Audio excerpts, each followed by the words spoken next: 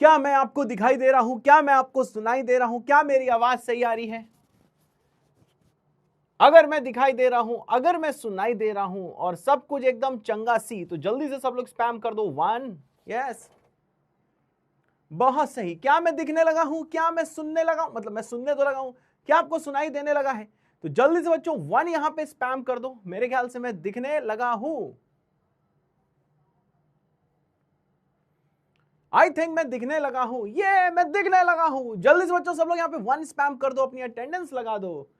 Hello Puneet, hello Deepika, hello Parth, hello Sonam, hello Arpita, hello Gaurav, hello Samiksha, Sakshi, Liza, Saumya, Pankaj, Mayank, इतने सारे बच्चे, अभिषेक, तेजस, उदिता, अभिमन्यु, नाव्या, सोनम, अंकित, मुकुल, शुभम, तानी, आशीष, प्रियांशी, देवेश, नकुल, गरिमा, अनुष्का, बहुत बहुत बहुत बहुत बहुत स्वागत है आप लोग का इंडिया के मोस्ट लव प्लेटफॉर्म मिशन जीत में। तो आज है लेक्चर नंबर 7, जिसमें हम ये करने वाले हैं। रिकैप देखेंगे, मॉड्यूल डिस्कशन करेंगे, पॉलिनोमियल्स देखेंगे, रिमाइंडर थ्योरम देखेंगे, फैक्टर थ्योरम देखेंगे, आइडेंटिटीज देखेंगे। ये सब हम आज देख लेंगे। तो भाई सबसे पहले उस चीज को करते हैं जिसका तुम्हें इंतजार था। मॉड्यूल डिस्कशन में मैंने ये वाला सवाल आप लोग को होमवर्क में दिया था। तो जितने लोगों ने ये वाला सवाल खुद से कर लिया था घर में, वो लोग के कमेंट करके मुझे बता सकते हैं, और जो अब समझने के लिए बैठे हैं वो ए कमेंट करके बता सकते हैं। कमेंट करना कंपलसरी नहीं है, आपकी मर्जी है। जल्दी बताइए, फिर करते हैं स्टार्ट। तो देखो भैया, क्या है इलस्ट्रेशन नंबर 3 आपके बेसिक मैथ का। अब देखो ये सवाल बहुत अच्छा है। सबसे पहले मैं आपको जरा एक डिजिट की बात करता हूं, ठीक है? ध्यान से सुनिएगा, यहां मत देखिएगा, यहां देखिएगा जहां मैं लिख रहा हूं। सर जी एक डिजिट की बात करता हूं, जैसे किसी नंबर, कोई नंबर हमें बनाना है। मानो कोई नंबर हमें बनाना है, नंबर है ABC, मतलब 3 डिजिट नंबर है। वैसे कितने भी डिजिट का हो सकता है, पर मैं यहां पे 3 डिजिट नंबर मान रहा हूं, ठीक है? फॉर एग्जाम्पल 3 डिजिट नंबर क्या है? 236। तो आपको पता है ना, ये 2 इंटू 3 इंटू 6 नहीं होता है, ये पूरा नंबर 236 है। समझ रहा है? वैसे ये नंबर क्या है? ABC। अगर ABC में A को मैं 2 पुट करूं, B को मैं 3 पुट करूं, C को 6 करूं, तो नंबर ABC क्या बन जाएगा? 236। A को अगर मैं 5 पुट करूं, B को अगर मैं 1 पुट करूं, C को 0 पुट करूं, तो ये नंबर क्या बन जाएगा? 510। क्या बात सही है भाई? तो देखो यार, डिजिट की अगर मैं बात करूं, मुझे कोई भी मानो डिजिट नंबर बनाना है ABC, तो मुझे देख एक चीज पता है, एक चीज पता है कि ये जो डिजिट्स होती हैं, इसमें जो जाती हैं डिजिट, सिर्फ 0 से लेके 9 तक जाती हैं। क्या मैं सही बोल रहा हूं? 0 से 9 तक जाती हैं डिजिट, हमेशा 0 से 9 तक जाती हैं। फॉर एग्जाम्पल मैंने यहां पे A को 0 सेलेक्ट कर लिया, B को 9 सेलेक्ट कर लिया, और C को 1 सेलेक्ट कर लिया, ठीक है भाई? तो फिर ये नंबर क्या बन जाएगा भाई? 91 बन जाएगा। मानो A को 9 सेलेक्ट कर लिया, B को 2 सेलेक्ट कर लिया, C को 0, तो ये 920 बन जाएगा। मानो A को 6 सेलेक्ट कर लिया, B को 0 और C को 0, तो ये 600 बन जाएगा। क्या मेरी बात क्लियर है? मतलब मुझे यहां से एक चीज पता है कि डिजिट कहां से कहां तक होती है। जरा बताओ मुझे, डिजिट कहां से कहां तक होती है? सबको पता है सर, डिजिट 0 से लेके 9 के बीच की होती है। क्या मेरी बात क्लियर है भाई? मतलब यहां पे सर जो भी डिजिट जाती है, जो भी डिजिट जाती है, वो 0 से 9 के बीच की जाती है। जो भी डिजिट जाती है वो 0 से 9 के बीच की जाती है। क्या मैं सही बोल रहा हूं? Every digit belongs to 0 to 9। क्या ये बात समझ में आ गई? मतलब देखो, बहुत लोग ऐसे बोल सकते हैं कि सर मानो मैंने पहली डिजिट ले ली 21, A को लिया 21, B को लिया 9 और C को लिया 6, तो देखो ये सर देखो 3 डिजिट नंबर नहीं रहा, ये नंबर बन गया 2196। मतलब कि अगर 3 डिजिट नंबर मुझे लिखना है तो हर डिजिट में 0 से 9 के बीच में भेजूंगा। क्या मेरी बात क्लियर है? ठीक है ना? अब दूसरी चीज क्या है, अगर भैया 3 डिजिट नंबर ये रहना है, तो मुझे पता है सर ये जो A है ये मैं डाल सकता हूं 1 से लेके 9 के बीच में। क्या मेरी बात समझे? अगर मैं इसको 0 पुट कर दूंगा, मानो A को 0 पुट किया, जो थोड़ी देर पहले मैंने पुट किया था, B को मानो 6 पुट किया और C को भी मानो 9 पुट किया, तो देखो सर ये 3 डिजिट नंबर नहीं रहा, ये 69 हो गया। 69 इज 2 डिजिट नंबर। क्या बात सही है भाई? 69 इज 2 डिजिट नंबर। यानी कि मैं समझ गया कि सर जो पहली डिजिट होती है वो 0 नहीं हो सकती, वो 1 से लेके 9 के बीच में होती है, अगर वही डिजिट नंबर रहना है तो। और जो बाकी दो जो डिजिट हैं वो सर 0 से 9 के बीच में कुछ भी हो सकती है। क्या मेरी बात क्लियर है? क्या मेरी बात क्लियर है? एक बार क्रिस्टल क्लियर बोल दो, लेक्चर का शुरुआत कर दो क्रिस्टल क्लियर से। हेलो रितिका, जल्दी बताओ भाई, सब क्रिस्टल क्लियर बोल दो। मेरे ख्याल सबको क्लियर है। मतलब अगर आपको कोई भी डिजिट, जैसे भी आपको फॉर एग्जांपल 3 डिजिट नंबर लिखना था, तो मुझे पता है कि पहली डिजिट 0 नहीं हो सकती, बाकी तो 0 से 9 में कुछ भी हो सकती है। मेरे ख्याल से एकदम क्लियर है, राइट? अब देखो इन द सेम वे इस सवाल की तरफ हम लोग आते हैं, ठीक है? ये तो तुम्हारा ज्ञान हो गया, तो इस ज्ञान में मैं बता देता हूं भैया, ज्ञान में मैं बना देता हूं सितारा, ज्ञान में बना देता हूं सितारा। Okay guys, okay guys, okay guys, मेरे ख्याल से ओके गाइस, ठीक है भाई। अब जरा यहां पे सब लोग ध्यान से देखना, ये तो एक तरीके से नोट हो गया, ज्ञान मतलब नोट।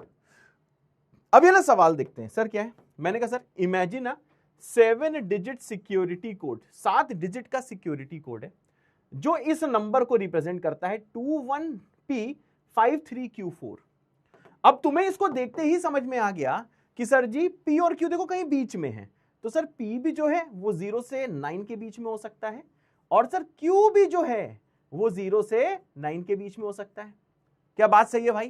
क्या बात सही है? एकदम फोकस होके भैया पढ़ना है, मस्ती अस्ती बाद में करेंगे, ठीक है भाई? तो देख जो P है वो भी 0 से 9 के बीच में हो सकता है, जो Q है वो भी 0 से 9 के बीच में हो सकता है, राइट? फिर बोला क्या where P and Q are missing digits, मतलब P और Q के बारे में हमें पता नहीं है कि वो क्या है। तो solve the following puzzles, 2 puzzle दी हुई हैं, 2 पजल है, दूसरी पजल सेकंड पेज में, based on the properties of this number. आपको ये पजल सॉल्व करनी है जो इस नंबर n की प्रॉपर्टी को बयां कर रही है, जो इस n के प्रॉपर्टी को बयां कर रही है। जैसे भैया यहां पे आओ, मैंने कहा find the total number of possible ordered pairs P, Q, मतलब आपको मतलब P और Q की कितने ऐसे पेयर होंगे, मतलब फॉर एग्जांपल मानो P आया 2, Q आ गया 3, तो इसको मैं लिख दूंगा 2,3, मतलब P है 2 और Q क्या है 3। मानो P आया 3, Q आया 2, तो इसको हम लिख देंगे देखो 3,2, समझ गया ना? मतलब P 3 है और Q क्या है भैया 2। एक तरीके से जब भी कभी ये शब्दावली यूज होती है कि पॉसिबल ऑर्डर्ड पेयर, इसको देख के लोग बेहोश हो जाते हैं। तुमको बेहोश नहीं होना है, तुमको क्लियर समझ में आना चाहिए कि हमें P और Q की सर वैल्यूज निकालनी है, और उसको ये लिखने का तरीका है पहले P की वैल्यू बाद में Q की वैल्यू। ज्यादा मत सोचना, फोकस करना, आखिरी तक सब समझ में आ जाएगा, बस सुनते रहना लास्ट तक। बीच बीच में ऐसा तेरे को लगेगा कि तेरे को नहीं समझ में आ रहा है, लेकिन फाइनली सब समझ में आ जाएगा, ठीक है? अब इसमें बोला क्या sir, possible ordered pair P Q के बताने such that the entire number n, ये जो पूरा नंबर जो n है, इज एग्जैक्टली डिविजिबल बाय 9, जिसमें कि सर ये पूरा नंबर जो n है ये देखो भैया 9 से पूरा का पूरा डिविजिबल है। समझ गया भाई? अब बताओ कोई नंबर 9 से डिविजिबल कब होता है? क्या मैंने बताया है? क्या मैंने बताया है? ये सॉल्यूशन बाद में देखना, ठीक है भाई? तो देखो तुमको पता है कि नंबर 9 से डिविजिबल तब होता है जब इस सारी डिजिट का सम 9 से डिविजिबल हो। अब क्या करना है? मैंने कहा सर डिजिट का सम देखो सर, 2 + 1 + P + 5 + 3 + Q और प्लस क्या होगा 4। अब इसको सम जरा करके देखो, 2 + 1 3, 3 5 8, 8 3 11, 11 4 15, बचा P प्लस, तो ये बचेगा देखो भैया P + Q, यहां पे ध्यान से देखना, ये देखो कितना हो जाएगा sir, it will be P + Q plus हो जाएगा देखो 5 है सर, P + Q + 5। मेरे ख्याल से सबको एकदम देखो क्लियर है, ठीक है? सबको एकदम क्लियर है। अब तेरे को ये समझ में आया कि जैसे मैंने डिजिट का सारा सम किया तो डिजिट का सम करते हुए ये आ गई। अब आपको पता है कि अगर ओवरऑल नंबर को 9 से डिविजिबल मेरे को कराना है, ठीक है? अगर ओवरऑल नंबर को 9 से डिविजिबल कराना है तो ये भी जो सम है, जो डिजिट्स का सम है, मस्ट बी डिविजिबल बाय 9। क्या मैं सही बोल रहा हूं guys? It must be divisible by 9। अरे होते सार जल्दी बताओ, होते सार समझ में आया कि नहीं आया? होते सार OS लिख दो, होते सार मन करे तो लिख दो, होते सार जल्दी लिखो, होते सार जल्दी लिखो, होते सार जिंदा जल्दी यहाँ लिखो। क्या 15 नहीं लिखा? क्या कहाँ लिखा? अरे यार 15 नहीं 5, वो एक्चुअली लिखा नहीं, एक्चुअली यहाँ पे ना थोड़ा बोर्ड में दिक्कत है, मैं यहाँ पे लिख रहा था पता है, लेकिन मैंने ऐसे बनाया भी था, लेकिन पंगा क्या हुआ? पंगा ये हुआ कि बोर्ड में थोड़ी यहाँ पे दिक्कत है कि इस साइड जल्दी लिखा नहीं जा रहा है, ठीक है? अब तो ठीक है ना? Is that clear? Is that clear? क्या मेरी बात समझ गए भाई? जल्दी होता जल्दी होता जल्दी होता। अरे ठीक है भैया 15 लिख दिया मैंने, 15 ही बोला था, वो 5 मैंने लिख दिया, ठीक है? क्लियर है गाइस? चलो बहुत ही अच्छे। अब एक चीज बताओ, मतलब हमको वो P और Q के जोड़ियां निकालनी है जिसके लिए ये वाला जो चीज है ये सर 9 से डिविजिबल हो जाए, राइट? हमें यही तो बोला गया है। अब जरा यहां पे आपको फोकस करना है। सर क्या फोकस करना है? एक चीज बताओ, P मिनिमम कितना हो सकता है? सबको पता है सर P एक डिजिट है, तो डिजिट 0 से 9 के बीच में है, तो P मिनिमम हो सकता है 0, Q मिनिमम कितना हो सकता है 0। तो आप एक चीज समझ गए सर, P मिनिमम 0 है, साथ में देखो सर जी Q मिनिमम भी कितना है 0 है। सर P मैक्सिमम कितना है सर, P मैक्सिमम कितना हो सकता है सर, देखो 9 हो सकता है, समझे, P मैक्सिमम 9 हो सकता है क्योंकि डिजिट है, डिजिट 0 से 9 के बीच में होती है, तो मिनिमम वैल्यू 0 है, मैक्सिमम वैल्यू भैया 9 है। सर सिमिलरली सर अगर मैं आपसे Q मैक्स पूछ लूं कितना हो सकता है, मैंने कहा सर ये 9 हो सकता है। ठीक है, सुनते रहना, बिल्कुल सुनते रहना। अब यहां पे जरा ध्यान दो, सर ये P प्लस Q मिनिमम कितना हो सकता है, सर P और Q का सम मिनिमम कब हो सकता है। अब मुझे पता है सर P और Q का सम मिनिमम तभी हो सकता है जब P भी मिनिमम हो, Q भी मिनिमम हो। सबसे छोटा कब होगा, जब दोनों छोटे हो भैया, तो P मिनिमम 0 है, Q मिनिमम 0 है, तो ये कितना आ जाएगा 0। सर ये बताइए सर P प्लस Q की मैक्सिमम वैल्यू क्या हो सकती है, मैंने कहा सर ये तब होगा जब P मैक्सिमम हो साथ में Q मैक्सिमम हो। तो sir P maximum 9, Q maximum 9, कितना हो जाएगा भैया 18। मतलब सर एक गुड न्यूज आ गई है हमारे दरवाजे। सर क्या, P प्लस Q की मिनिमम वैल्यू है 0, P प्लस Q की मैक्सिमम वैल्यू है गाइस 18 है सर। हाँ बेटा, अब बताओ ये जो मैंने सम ऑफ डिजिट्स जो किया था, ये मैंने सम ऑफ डिजिट्स किया था, तो अगर मैं बात करूं सर यहां पे जो सम ऑफ डिजिट्स है, ये तो भैया सम ऑफ डिजिट्स है। अब बताओ सम ऑफ डिजिट जो है ये ज्यादा से ज्यादा कितना हो सकता है, सम ऑफ डिजिट्स की ज्यादा से ज्यादा वैल्यू कितनी हो सकती है। मैंने कहा सर सम ऑफ डिजिट तब मैक्सिमम होगा जब भैया PQ का सम मैक्सिमम हो। जब PQ का सम मैक्सिमम कब है, दिख रहा है भैया 18, तो सम ऑफ डिजिट मैक्सिमम कब होगा, जब P प्लस Q मैक्सिमम होगा। P प्लस Q मैक्सिमम हो सकता है 18, 18 में 15 ऐड करो तो कितना आ जाएगा 33। In the same way if I ask you कि सर बताओ सम ऑफ डिजिट्स मिनिमम कितना हो सकता है, मैंने कहा सर ये मिनिमम तब हो सकता है जिस टाइम पे P प्लस Q हो मिनिमम। तो P प्लस Q मिनिमम कितना हो सकता है सर 0, 0 यहां पुट करोगे 0 प्लस 15 कितना हो जाएगा सर, 0 प्लस 15 हो जाएगा 15 है सर। हाँ बेटा, तो सम ऑफ डिजिट्स मैक्सिमम कितना है sir 33, sum of digits minimum कितना है सर 15। अब बताओ सर ये जो सम ऑफ डिजिट्स है, बस सुनते रहना, आखिरी में समराइज कराऊंगा सब आ जाएगा, इसलिए दिमाग खोल के सुनना, अभी अपना दिमाग नहीं लगाना, तुम्हें दिमाग लगाने के लिए मैंने घर से दिया था, समझ रहे हो। अब यहां ध्यान से देखना, अब मैंने क्या करा, मैंने कहा सर ये सम ऑफ डिजिट्स कहां से कहां तक लाई कर सकता है। मैंने कहा सर ये जो सम ऑफ डिजिट्स है सर इसकी मिनिमम वैल्यू 15 है, मतलब कम से कम ये 15 हो सकता है, मतलब 15 या 15 से ये बड़ा होगा, समझे। मतलब ये जो सम ऑफ डिजिट्स है मिनिमम 15 है, मतलब इसका सम या तो 15 हो गया तो 15 से ज्यादा होगा, पर हाँ इतना बड़ा नहीं होगा कि ये 33 से बड़ा हो जाए, हाँ 33 के बराबर हो सकता है। तो देखो ऐसा कुछ तेरे को दिखेगा। अब इसको देख के देख बहुत लोग बेहोश होंगे, इसको शुद्ध हिंदी में समझते हैं। सर जी क्या समझा रहे हो शुद्ध हिंदी में, मैंने कहा sir P plus Q plus 15 कम से कम 15 हो सकता है, कम से कम 15 को हमेशा ऐसे दिखाते हैं, या तो वो 15 है या तो 15 से बड़ा है, समझे ना, या तो ये 15 से इस तरफ खुल रहा है ना, या तो ये 15 से बड़ा है तो 15 के बराबर है, या तो ये 33 से छोटा है तो 33 के बराबर है, क्योंकि मिनिमम वैल्यू इसकी 15 है और ज्यादा से ज्यादा वैल्यू क्या है भैया 33 है। अब तुम्हें एक चीज पता है कि सर ये नंबर 9 से डिविजिबल तब होगा जब ये सम 9 से डिविजिबल होगा। अब बताओ जब P प्लस Q प्लस 15 ये 9 से डिविजिबल होना है, साथ में 15 से 33 के बीच में है, तो 9 से डिविजिबल होने के लिए सर इसका पॉसिबल सम क्या हो सकता है, what can be the possible sum. मैंने कहा सर पॉसिबल सम, हाँ भैया क्या हो सकता है पॉसिबल सम, 15 से बड़ा 16, 16 नहीं हो सकता, 17 नहीं हो सकता, 18 हो सकता है क्योंकि 18 9 से डिविजिबल होता है, फिर 19 नहीं हो सकता, 20 नहीं हो सकता, समझे, 19 नहीं हो सकता, 20 नहीं हो सकता, 21 नहीं, 22 नहीं, 23 नहीं, 24 नहीं, 25 नहीं, 26 नहीं, 27 हो जाएगा, 27 क्योंकि 9 से डिविजिबल होता है। इसके बाद डिविजिबिलिटी देखा जाए तो 36 आएगी, पर आपको नंबर का सम 33 रहना है। वैसे तो 9 से डिविजिबल होने के लिए वाला सम भैया क्या हो जाए, 9 हो जाए, 18 हो जाए, 27 हो जाए, 36 हो जाए, 45 हो जाए, 54 हो जाए, 63, 72, 81, 90, 99, 108, 117 करते करते कुछ भी हो सकता है, लेकिन क्योंकि हमें इसी इंटरवल में चाहिए 15 से 33 के बीच में चाहिए, तो देखो पॉसिबल सम क्या हो सकता है। मैंने कहा सर जी देखो पॉसिबल सम हो सकता है 18 और हो सकता है सर जी 27, ठीक है। अब बताओ भैया, यानी सर दो पॉसिबिलिटी है, या तो ये सम 18 हो जाए तब ये 9 से डिविजिबल होगा, या तो सम सर ये 27 हो जाए। अब यहां पे दो केस में सॉल्व करना है, एक बार चेक करना है कि सर P प्लस Q 18 कब, sorry P plus Q plus 15 था ना, हाँ P plus Q plus 15 sir 18 कब हो सकता है। दूसरा case sir P plus Q plus 15 27 कब हो सकता है, चेक कर लूं सही लिखा है कि नहीं। हाँ ये दो बस हमारे देखो केसेस बचे हैं। अब जरा यहां पे और ध्यान से देखिएगा, मैंने कहा सर चलिए इन दोनों को सॉल्व करते हैं। अब जैसे गाइस इसको आप सॉल्व करने आओगे, सर जैसे सॉल्व करने आओगे 15 को उधर ले जाओ, जैसे 15 को उधर लेके जाओगे तो p प्लस क्यू क्या हो जाएगा 3, क्योंकि 18 माइनस 15 3 होता है। सेम सर 15 को लेके जाओगे तो p प्लस क्यू क्या हो जाएगा 27 माइनस 15 जो कि हो जाएगा 12। मतलब आपको ये दो केस के सारे पॉसिबल आंसर निकालने हैं कि सर p प्लस क्यू 12 कब हो सकता है और p प्लस क्यू 3 कब हो सकता है।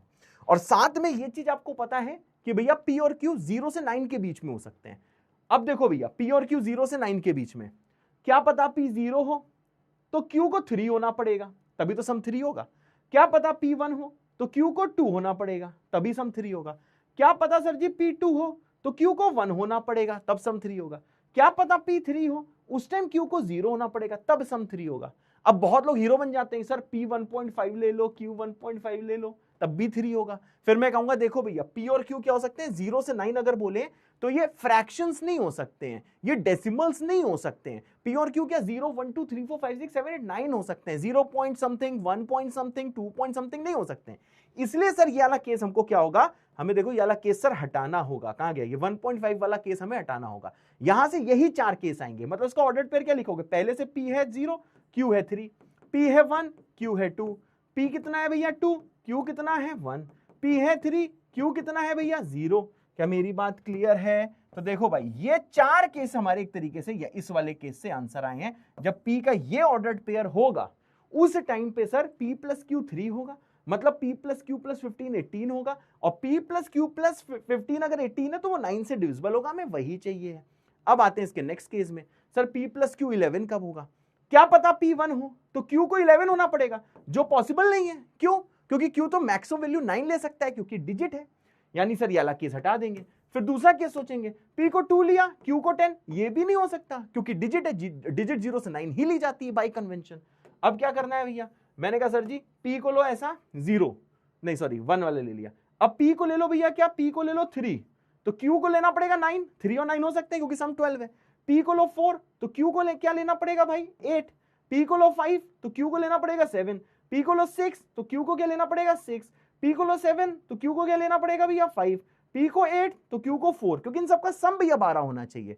फिर मैंने p को लिया 9 तो ये हो जाएगा 3, फिर p को 10 तो ले नहीं सकते, यानी यही सर पॉसिबल केसेस आएंगे जो सम 12 दे रहे होंगे। मतलब ऑर्डर पेयर क्या है 3, 9, 4, 8, 5, 7, 6, 6, 7, 5, 8, 4, 9, 3। सर जी बताइए कितने ऑर्डर पेयर आए, चलो गिन लेते हैं। पहला, दूसरा, तीसरा, चौथा, पांचवा, छठवां, सातवां, आठवां, नौवां, 10वां, 11वां।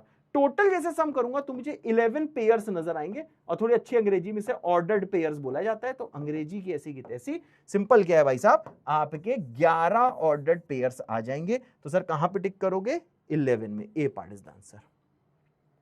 क्या मेरी बात क्लियर है? देखो तुम्हें मैंने एक फर्स्ट हैंड एक्सपीरियंस दिया है जेईई एडवांस के सवालों का, इतना आपको सोचना पड़ता है जेईई एडवांस में। क्या मेरी बात क्लियर है गाइस? क्या मेरी बात क्लियर है?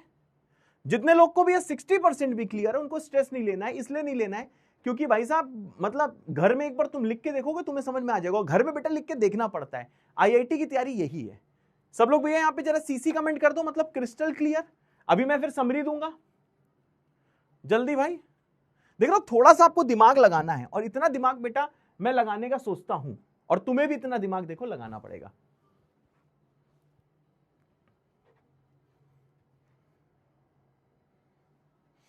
जल्दी भाई क्रिस्टल क्लियर बोल दो भाई। भैया देखो कुछ लोग के फोन में ना बहुत लो वॉइस करते हैं, प्लीज आपके फोन में सेटिंग्स में एक सेटिंग होती है, सेटिंग्स के अंदर जाके ऑडियो की, उसमें एक स्टीरियो होता है एक मोनो होता है, तो उसे इंटरचेंज करके देखो, क्या पता मोनो आपकी सेटिंग फोन की खराब हो।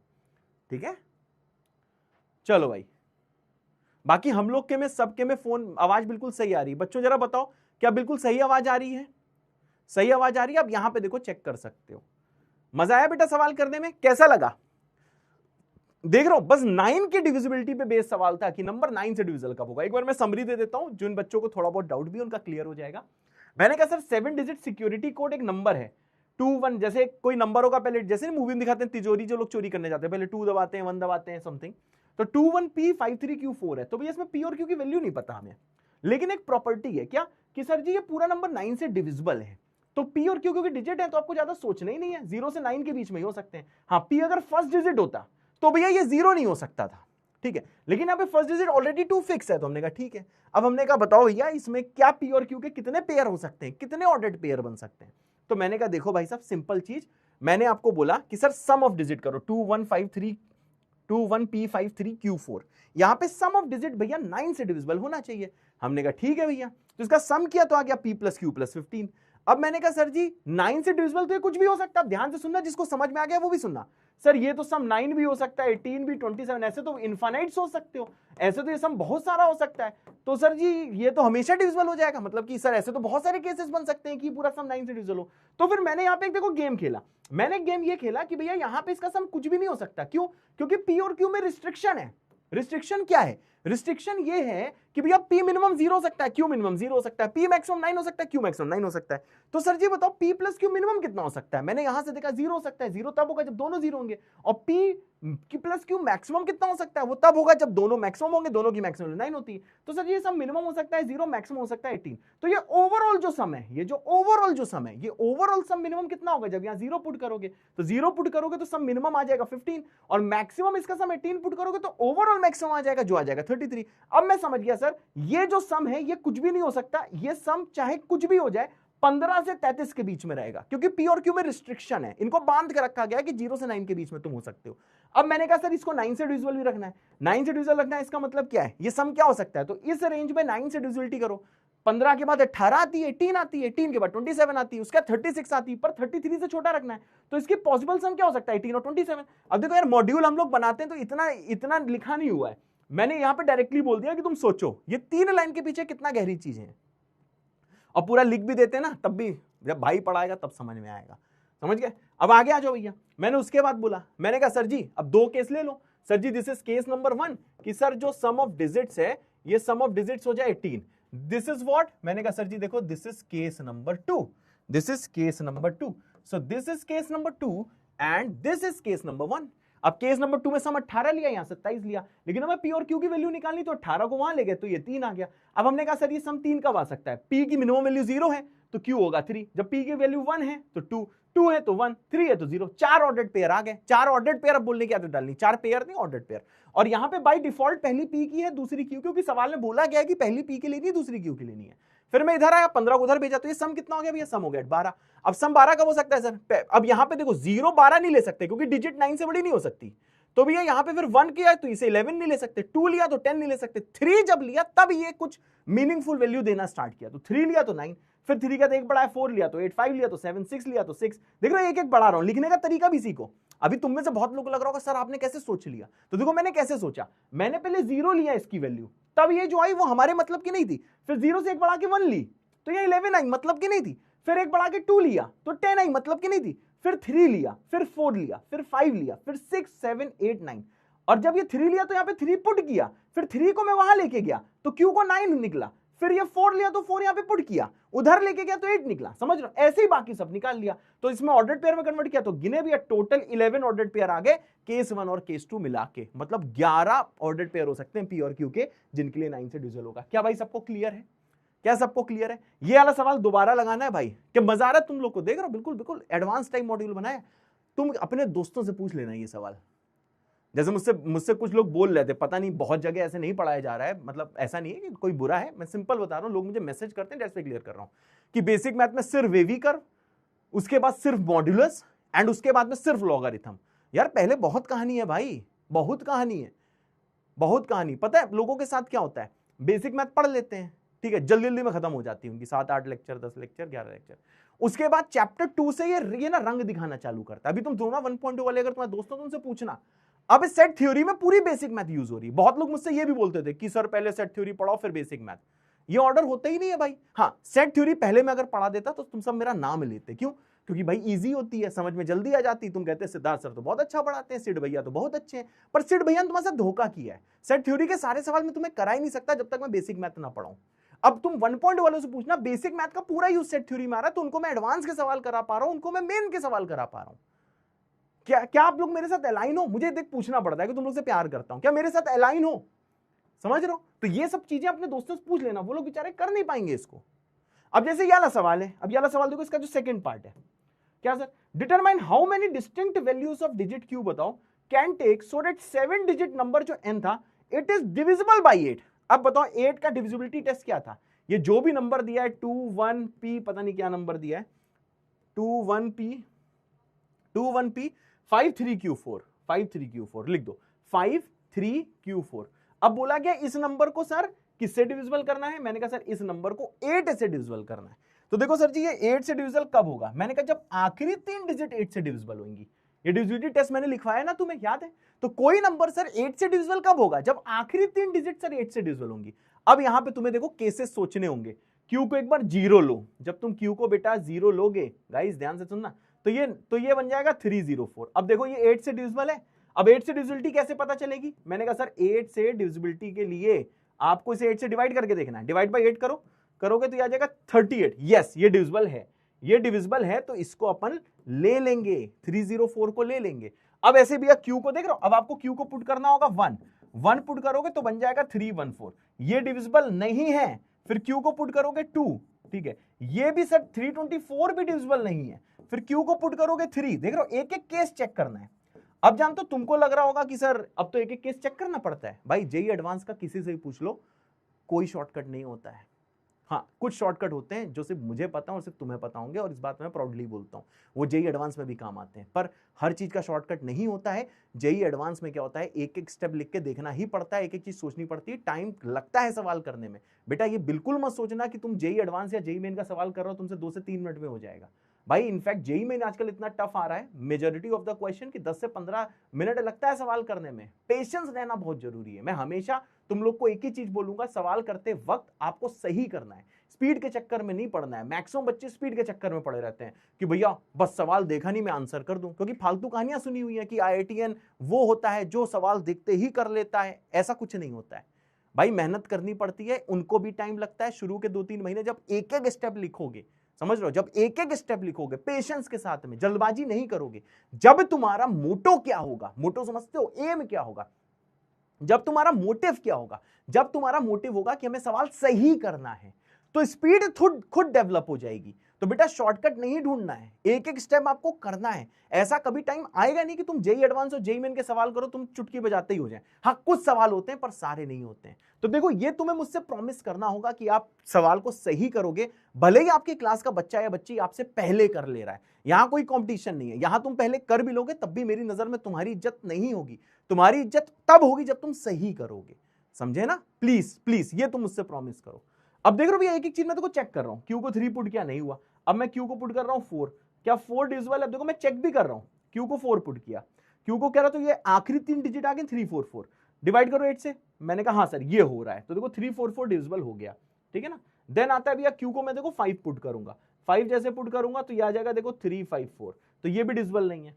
फिर मैं क्या करूंगा, फिर मैं देखो यहाँ पे क्यू को देखो भैया पुट करूंगा 6, अब जैसे को मैं क्यू को यहाँ पे 6 पुट करूंगा तो यहां बन जाएगा 364, जो क्या डिविजिबल है, नहीं भैया ये भी डिविजिबल नहीं है। फिर मैं क्यू को पुट करूंगा 7 तो बनेगा 374, ये भी देखो डिविजिबल नहीं है। फिर मैं क्यू को पुट करूंगा 8, क्या बन जाएगा सर जी 384, जो डिविजिबल है। फिर मैं क्यू को पुट करूंगा 9 तो ये बन जाएगा सर जी 394, जो कि डिविजिबल नहीं है। मतलब ओवरऑल तुम्हें ये समझ में आया कि सर जी क्या क्या चीजें डिविजिबल हैं, ये डिविजिबल है और ये डिविजिबल, देखो 3 डिविजिबल है बस। तो सर जी बताओ कितने डिविजिबल हैं, एक बार देखो क्यू की क्या क्या वैल्यू हो सकती है। क्यू 4 के लिए डिविजिबल है, क्यू 0 के लिए डिविजिबल है, यहां पे ऐसे टिक कर दे रहा हूं, और साथ में देखो क्यू 8 के लिए डिविजिबल है, समझ में, इन 3 के लिए डिविजिबल है, और यही लिखा हुआ है क्यू 048, तो नंबर ऑफ वैल्यूज इसकी 3 आ जाएंगी, बी ऑप्शन हो जाएगा। मजा आ गया गाइस, क्या मजा आया गाइस, जल्दी बताओ, ठीक है। तो आगे बढ़ते हैं, ठीक है। अब आता है आज का मामला। तो आज का मामला क्या है, सबसे पहले आपको यह सवाल मैंने होमवर्क के लिए दिया था। मैंने बोला ये वाला जो पूरा एक्सप्रेशन है इसकी वैल्यू 1/27 है। फिर बोला गया सर जी यहाँ पे m और n देखो नेचुरल नंबर है। नेचुरल नंबर का क्या मतलब होता है, ये 1 से स्टार्ट कर रहे हैं, फिर आपको m की और n की वैल्यू निकालनी है, एंड देन फाइनली आपको m माइनस n करके आपको बताना है, ठीक है। अब देखो इसको हम लोग कैसे करेंगे, ध्यान से देखना। चलो भैया अब यहाँ प्रॉपर्टीज यूज करते हैं। 9 की पावर n, जिसको कल डाउट था, ध्यान से देखो मैं प्रॉपर्टी कैसे लगा रहा हूं। 9 की पावर n, 9 को लिखा मैंने 3 का स्क्वायर, होल पावर कितना था n, दोनों पावर मल्टीप्लाई होंगी तो यह आ जाएगा 3 की पावर 2n। तो इसके बदले मैंने लिख दिया 3 की पावर 2n इंटू 3 का स्क्वायर पहले से है इंटू, अब यहां पे सर क्या लिखा है, यहां पे लिखा है सर जी 3 की पावर -n/2 की होल पावर -2। अब क्या होगा, दोनों पावर आपस में मल्टीप्लाई हो जाएंगी तो यह आ जाएगा 3 की पावर -n/2 इंटू आ जाएगा -2। अब क्या होगा सर जी, -2 कट जाएगा, ऊपर माइनस माइनस प्लस हो जाएगा तो ये बचेगा 3 की पावर n। तो इसके बदले मैं क्या लिख सकता हूं गाइस, मैं इसके बदले लिख सकता हूं 3 की पावर n माइनस, अब 27 की पावर n मैं कैसे करूंगा, मैंने कहा सर 27 की पावर n, हाँ 27 क्या हो जाएगा सर, ये हो जाएगा देखो 3 का क्यूब की पावर n, दोनों पावर मल्टीप्लाई होंगी तो ये आ जाएगा देखो 3 की पावर 3n। तो इसको मैं लिख देता हूं सर जी 3 की पावर 3n। आ जाओ भैया नीचे, ये कितना लिखा है सर 3 की पावर 3m इंटू आ जाएगा सर 2 की पावर m, 27 को लिख देता हूं 1/3 का क्यूब। क्या यहां तक किसी को कोई डाउट, एकदम सीरियस रहेंगे ठीक है ना, किसी को कोई डाउट यहां तक, जल्दी बताओ यहां तक कोई डाउट, जल्दी बता दो गाइस, यहां तक कोई डाउट, आई थिंक क्लियर है, आई थिंक क्लियर है, यहां तक क्लियर है, सब लोग बता दो, सही है गाइस, वेरी गुड बच्चों, लव यू ऑल। अब देखो हम लोग क्या करेंगे, अब इसके नेक्स्ट स्टेप में ध्यान देना, ये देखो तीनों बेस सेम है और तीनों मल्टीप्लाई हो रहे हैं, मतलब पावर्स ऐड हो जाएंगी, तो ये हो जाएगा देखो 3 की power 2n plus 2 plus n minus 3 की पावर 3n। अब नीचे देखो सर क्या है, नीचे दिया है सर 3 की पावर 3m इंटू है 2 की पावर m। अब यहां पे क्या प्रॉपर्टी लगेगी, इसको लिख सकता हूं 3 की पावर -3, तो ये हो जाएगा सर जी 3 की पावर -3, क्योंकि ये भी 1/27 होगा। अब क्या करना है सर जी, मैंने कहा sir 2n plus 2 plus n, ये हो जाएगा देखो 3n प्लस 2, ये कितना आ जाएगा सर, ये आ जाएगा देखो सर 3n प्लस आ जाएगा देखो 2 है सर, हाँ this will be 3n plus 2, right guys ओते। अब देखो हम लोग क्या करेंगे, अब जरा बहुत ध्यान से देखना, ये स्टेप पूरे मैथ्स में यूज होता है जो मैं करने वाला हूं। ये लिखा है 3 की पावर 3n प्लस 2, ये सीखो, वैसे तो इजी स्टेप है पर तब भी सीखो, बहुत लोग को इसमें डाउट आएगा बेटा। तो इसको देखो मैं कैसे इसे कर रहा हूं, यहां पे देखो, यहां पे मैं रफ वर्क कर रहा हूं, आओ मेरे चुन्नू मुन्नू आ जाओ, रफ वर्क के लिए साइड में आप कोना बनाते हो ना स्कूल में, यहां लिखते हो रफ वर्क, आओ मैं रफ वर्क लिखता हूं। कल मैं थोड़ा डिसहार्टन हुआ था ना, तुम लोग को डाउट आ रहा था, तो मैंने डिसाइड किया भाई मस्ती तब करूंगा तुम्हारे साथ जब तुम्हें सब क्लियर होगा, अदरवाइज नहीं करूंगा, ठीक है। चलो अब ये लिखा है सर क्या, मैंने कहा सर लिखा है ये 3 की पावर 3n इंटू लिखा है 3 का स्क्वायर, सही बात है, अगर 3 की पावर 3n इंटू 3 का स्क्वायर लिखा होता तो पावर ऐड होती ना, तो यही तो बनता। तो मैं यहां पे अगर प्लस देख रहा हूं तो इसको ऐसे ब्रेक कर सकता हूं, क्योंकि इसकी वैल्यू इसके बराबर होती है। फिर यहां पे क्या लिखा है, यहां लिखा है -3 की पावर 3n। अब देखो मैं क्या करूंगा, इन दोनों से 3 की पावर 3n को ले लूंगा कॉमन। अब जैसे 3 की पावर 3n को कॉमन लूंगा तो यहां पे क्या बचेगा सर 3 का स्क्वायर माइनस बचेगा 1, क्योंकि यहां पे 1 बचेगा, कॉमन लेके देखो बेटा। अब जैसे यहां पे 1 बचेगा तो देखो ये आ जाएगा सर 3 की पावर 3n, 3 का स्क्वायर होता है 9 माइनस आ जाएगा 1, सही है भाई। अब 9 माइनस 1 8 होता है, तो ये बचेगा सर 3 की पावर 3n इंटू बचेगा 8। अब इस 8 को लिख दूंगा मैं 2 का क्यूब, तो ये हो जाएगा 3 की पावर 3n इंटू आ जाएगा देखो भैया 2 का क्यूब, ठीक है गाइस, ये आ जाएगा 2 का क्यूब, क्योंकि 2 का क्यूब क्या होता है 8। रफ वर्क सबको क्लियर है, मेरे ख्याल से सबको क्लियर है।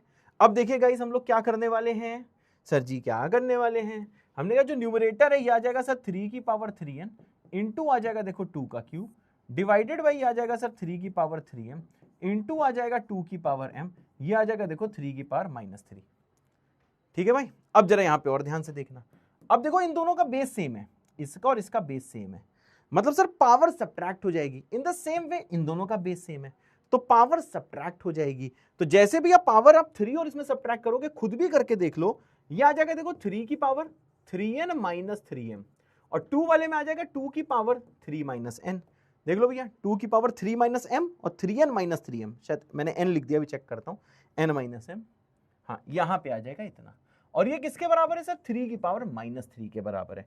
आई होप यहां तक आप पहुंच जाओगे, क्या यहां तक पहुंच जाओगे गाइस, ठीक है 3 की पावर -3 के बराबर, क्या यहां तक पहुंच जाओगे गाइस, क्या यहां तक पहुंच जाओगे गाइस। देखो बहुत ही सिंपल सी चीज करी है, एक एक मैंने स्टेप बताया है, एक एक स्टेप बताया है। आपकी रिस्पॉन्सिबिलिटी अब ये है कि अगर हल्का सा भी डाउट आता है तो आपको सवाल 2-3 बार करके देखना है बच्चे। मैथ में मेहनत लगती है और मेहनत और मैथ ही सिलेक्शन कराती है, मैं तुम्हें क्लियर कर दे रहा हूं।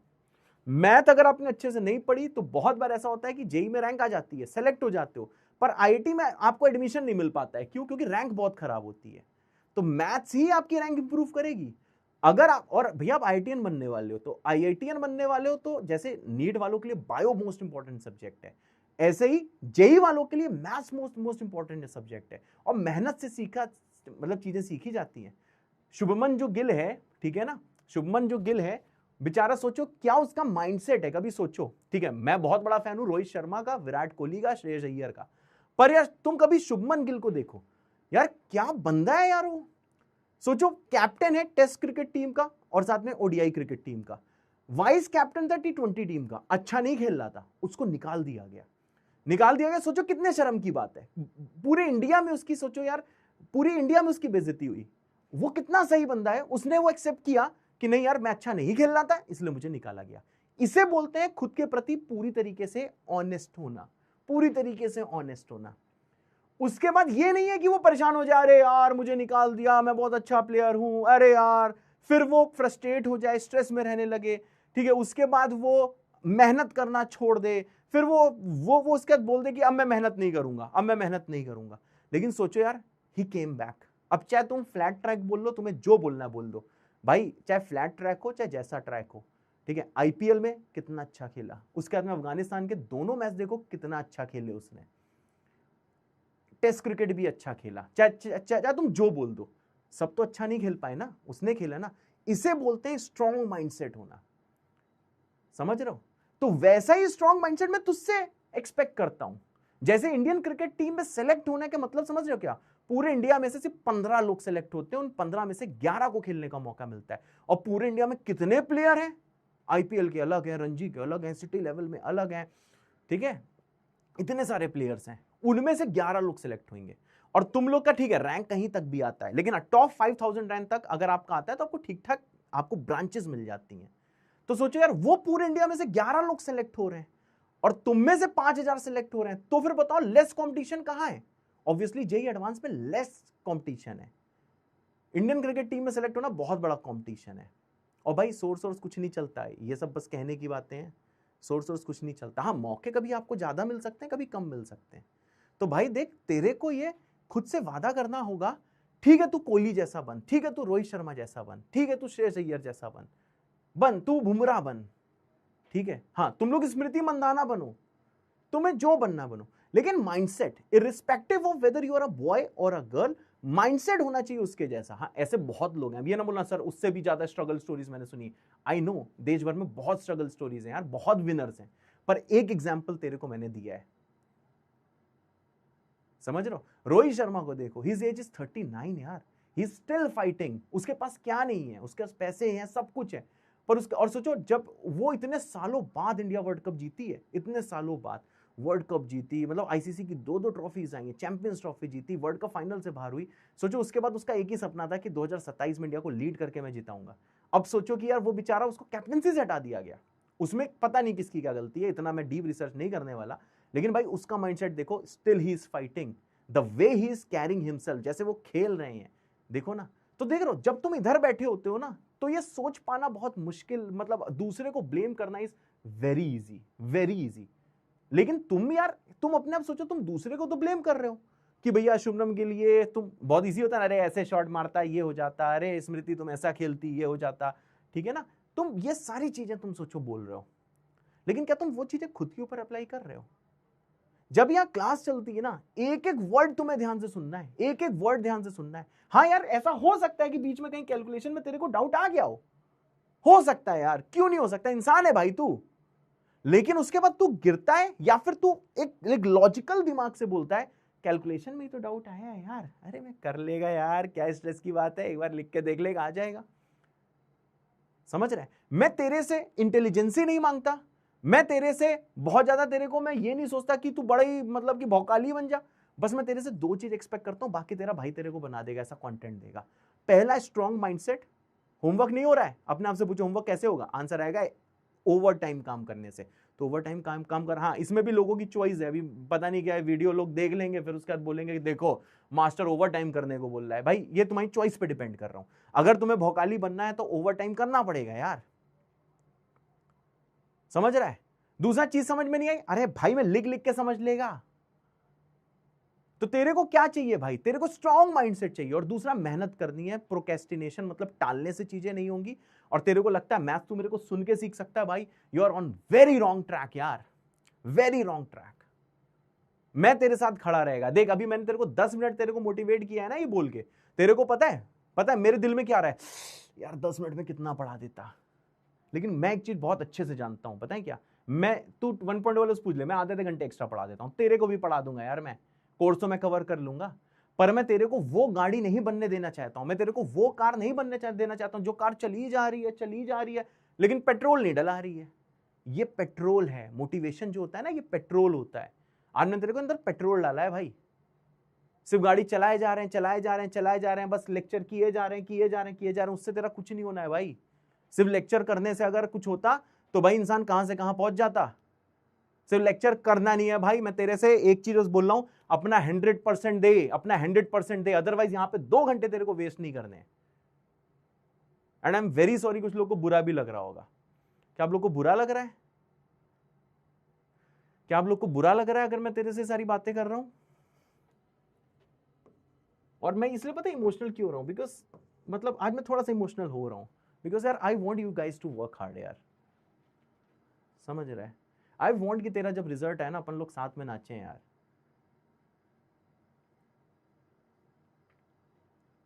और भाई ये तेरे को मुझसे प्रॉमिस करना होगा that you will work hard, समझ रहा है? और हाँ, सपना ऊंचा है तो मेहनत ऊंची करनी होगी यार। ऊंचे सपने देखने वाले लोग जो होते हैं ना, हल्की मेहनत नहीं करते हैं। सपना ऊंचा है तो नंगे पैर चलना पड़ेगा, समझ रहा है? मेहनत करनी, सपना ऊंचा है तो तेरे को उंगलियां घिसनी पड़ेंगी, समझ रहा है? And I love you all. मैं तेरे को देखता नहीं हूं तो क्या हुआ यार, तेरे इंस्टाग्राम में मैसेज तो पढ़ता हूं, जो भी मैं तेरे को सवाल देता हूं उसमें तेरा रिएक्शन तो देखता हूं। एक बार मैंने व्हाट्सएप में तुम लोग से चैट टाइप की करी थी, वहां तो तुम लोग से बातें करता हूं। और यार 15 साल से पढ़ा रहा हूं भाई, जब तुम वहां बैठे हुए हो ना, मैं स्क्रीन फाड़ के तेरे को देख पा रहा हूं, तेरी चीजें महसूस कर पा रहा हूं। इनफैक्ट जब तुम लोग यहाँ पे स्पैम भी करते हो ना कुछ लोग, तेरे को सही बता रहा हूँ, उस टाइम भी तेरे अंदर मैं ना बच्चा देख रहा होता हूँ। जबकि मेरे लिए डांटना बहुत आसान है। दूसरी चीज, एक चीज और मेरे लिए बहुत आसान है कि अपने यहाँ बैठे मिश्रा जी से बोलूंगा कि ये जो चैट है उसका नंबर ट्रेस करो, समझ रहा हूँ? मैं तुम्हारे घर में तक बातें कर सकता हूँ, पर मैं वो नहीं करूंगा क्योंकि तेरे अंदर मैं बच्चा देख रहा हूँ, समझ रहा है? तो प्लीज पी कमेंट कर देना मन करे तो कि सर वी प्रॉमिस कि हम अपना 100% देंगे, वरना हम अपना टाइम वेस्ट नहीं करेंगे भाई। आइदर गिव योर 100% और don't do it at all, समझ रहा है भाई? चलो यहां तक अपन लोग पहुंच गए, सवाल समझ में आ गया ना? एक एक स्टेप मैंने तेरे को समझाया है, यहां तक समझ में आ गया। अब देख तेरे को एन और एम की वैल्यू निकालनी है। अब देख भैया क्या है, 3 की पावर को तू 3 की पावर से कंपेयर करेगा, राइट? जैसे कंपेयर करेगा तो यह आ जाएगा 3n माइनस 3m बराबर कितना, -3। पर देखो यहां पे 2 की पावर है ही नहीं। अब यहां पे 2 की पावर वाली चीज नहीं, तो इसका मतलब क्लियर है कि यहां पे पावर को क्या होना होगा, इस पावर को होना होगा 0। ठीक है, ये एक इंपॉर्टेंट स्टेप हो सकता है। जिन लोग को छोटे छोटी चीज में डाउट आता है उनके साथ भी बेटा मैं खड़ा हुआ हूं, समझ रहा है? मैं तेरे साथ खड़ा हुआ हूं भाई, आई स्टैंड विद यू, समझ रहा है भाई? तो जब ये पावर 0 होगी तो 2 की पावर 0 1 हो जाएगा, इसलिए इसको 0 लेना है जब यहां प्रेजेंट ना हो। अब इसे सॉल्व कर दे भाई, m की वैल्यू कितनी हो जाएगी, m की वैल्यू हो जाएगी 3। अब जैसे तू यहां पे m को देखो 3 पुट करेगा तो ये 3n माइनस 3 इंटू 3 बराबर -3। अब ये इसको सॉल्व कर लो, 3n minus 9 equal to -3। Solve करके बेटा चलो मैं दिखाई देता हूं यार, तो 3n इक्वल टू हो जाएगा 9 माइनस 3 और n इक्वल्स टू कितना हो जाएगा भाई 6/3। n की वैल्यू आ जाएगी 2। तो n2 है, m3 है, हमने निकाल लिया। अब तेरे को क्या बताना है, 3 - 2 बताना है। तो 3 - 2 कितना हो जाएगा भाई, 1 हो जाएगा। क्या मेरी बात क्लियर है गाइस? क्या मेरी बात क्लियर है? सही है, ओके। पता है राजन सर फिजिक्स में तेरे से बहुत प्यार करते हैं, टीसीएस सर केमिस्ट्री में तेरे से बहुत प्यार करते हैं। इनफैक्ट नीट वाले बच्चों की बात नहीं कर रहा हूं, सारे टीचर्स ना तेरे से बहुत प्यार करते हैं। और अगर हम तेरे को गुस्सा भी दिखा रहे हैं तो तेरे से देख प्यार करते हैं, समझ रहा है? इसलिए हम गुस्सा दिखाते हैं, वरना गुस्सा क्यों दिखाएं यार अगर फर्क ना पड़ रहा हो तो, समझ रहा है? हम लोग बहुत प्यार करते हैं यार, हम लोग यही बात किया करते हैं पूरे दिन बैठ के कि बच्चों को कैसे बेस्ट दे सकते हैं, बेस्ट क्या क्या कर सकते हैं बच्चों के लिए। ठीक है, चलो ओके गाइस, चलो अब हम पढ़ते हैं पॉलिनोमियल, एकदम पीठ सीधी मुंडी ऊपर, बहुत इंपॉर्टेंट चीज है। पॉलिनोमियल किसे कहते हैं? एक ऐसा एक्सप्रेशन होता है एक्स में, मतलब एक्स में कुछ लिखा होता है, तो इसमें पहली चीज है एक ऐसा एक्सप्रेशन इन एक्स जिसमें सिर्फ whole number powers of x हो, मतलब एक्स की पावर होल नंबर हो, समझ रहा है, मतलब 0 1 2 3 4 5 6 7 8 9 10 इस टाइप की पावर्स हो। हाँ, और कोई भी टर्म ऑफ एक्स डिनोमिनेटर में नहीं होना चाहिए। जैसे कुछ एग्जांपल देता हूं, मैंने पहले एग्जांपल तेरे को दिया सर 2x³ -2 प्लस x, बताओ क्या ये पॉलिनोमियल, इनमें से बताओ क्या क्या पॉलिनोमियल है। मैं यहां पे कुछ एग्जांपल लिख रहा हूं, बताना कि क्या क्या पॉलिनोमियल है, जो जो पॉलिनोमियल है मुझे बताना, जो जो पॉलिनोमियल लगे मुझे बता देना।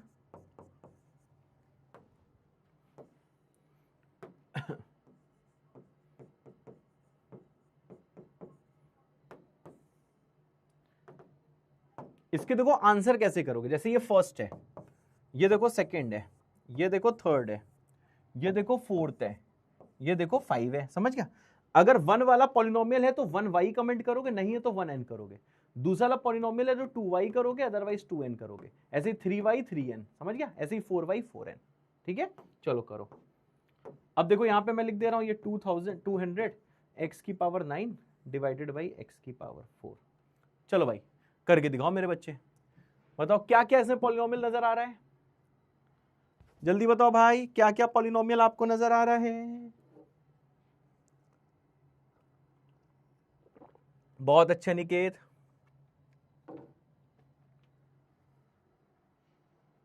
अब देखो भैया क्या पहला वाला पॉलिनोमियल है, मैंने कहा हाँ, क्यों है, क्योंकि सर जी यहां पे देखो जो जहां जहां x आया है, हमें जहां x नहीं आया उससे मतलब नहीं है। 2 के पास x नहीं है, हमने कहा ठीक है भाई कोई स्ट्रेस की बात नहीं है, ठीक है भाई। तो यहां कह दिया 2x की पावर क्यू, और ये x की पावर 1 है, तो जहां जहां x आया सिर्फ x को देखो, बाकी किसी चीज से तुम्हें मतलब नहीं होना चाहिए। मैंने कहा सर जी जहां जहां x आया उसकी पावर होल नंबर है, तो ये है। यहां पे देखो सर ये तो सही है, पर इसने देखो गड़बड़ कर दी, क्योंकि x की पावर हाफ है, हाफ होल नंबर नहीं होता है, तो फिर ये देखो पॉलिनोमियल नहीं है। यहां पहुंचा, मैंने कहा सर यहां पे क्या है, मैंने कहा सर जी यहां देखो इसने सर गड़बड़ कर दी है, x की पावर निगेटिव हो गई है जो होल नंबर नहीं है, तो ये भी पॉलिनोमियल नहीं है। यहां आ जाओ भाई, यहां देखो x की पावर 2 ठीक है, x का 9 ठीक है, 2 कोई कोई मतलब नहीं, यस ये भी पॉलिनोमियल है। यहां पहुंचा, अब देखो सबकी जो पावर्स है वो तो होल नंबर है, परंतु क्या लिखा है, no term of x in denominator, तो ये पॉलिनोमियल नहीं है। समझ गया भाई, लास्ट वाला ध्यान से देखियो, लास्ट वाला ध्यान से देखियो भाई, समझ गया, ये पॉलिनोमियल नहीं है। क्यों नहीं है? द रीजन बीइंग यहां पे डिनोमिनेटर का x का टर्म आ गया, ये लिखा है no term of x in denominator. अब जैसे एक एग्जांपल तेरे को मैं और देता हूं, उससे और तेरे को क्लैरिटी आएगी मेरे बच्चे। अब देखो यहां पे क्या दिया हुआ है, बहुत ध्यान से देखना। अब देखो यहां पे क्या दिया हुआ है ठीक है भाई, जैसे मैंने बोल दिया सर हाफ x की पावर 9 माइनस √2 x का स्क्वायर प्लस 9। चलो चैलेंज है, बताओ ये पॉलिनोमियल है कि नहीं, बताओ ये पॉलिनोमियल है कि नहीं।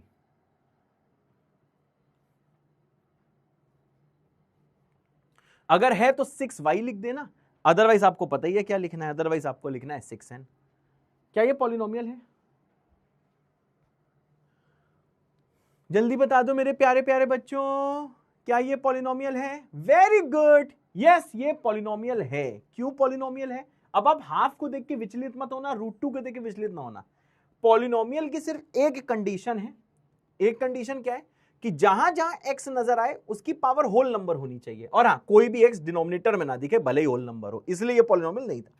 यहां देखा मैंने जहां जहां x आया है वो होल नंबर लाया है, इसलिए ये पॉलिनोमियल है। Right, love you all. अब आते हैं अगली चीज में। अब अगली चीज है सर डिग्री क्या होती है।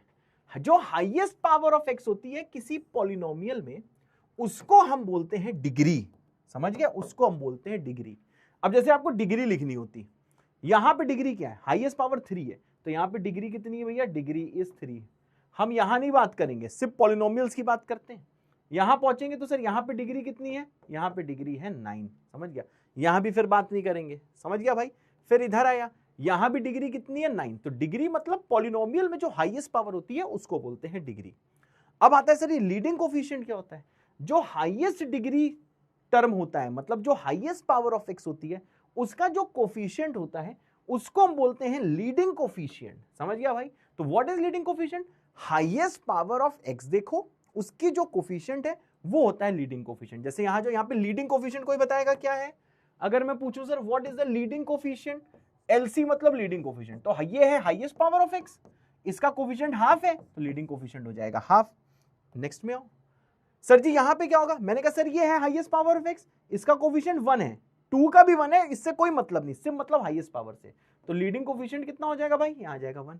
यहां पहुंचे हाईएस्ट पावर ऑफ x क्या है? x क्यूब, इसका कोफिशिएंट कितना है? 2, तो इसका लीडिंग कोफिशिएंट कितना हो जाएगा? 2।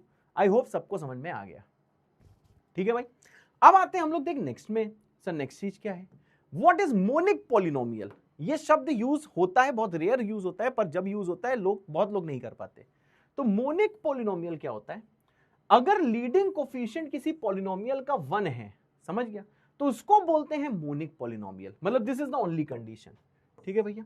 जैसे कि मैं तुझसे बोल दूं कि भैया बताओ ये मोनिक पॉलिनोमियल है कि नहीं, x की पावर 9 माइनस x की पावर 8 प्लस 7 इंटू एक्स की पावर 7 प्लस 2 इंटू एक्स की पावर 10, बताओ भैया क्या ये मोनिक पॉलिनोमियल है? यस और नो? क्या ये मोनिक पॉलिनोमियल है? यस और नो? जल्दी बता दो गाइस मेरे, क्या ये मोनिक पॉलिनोमियल है?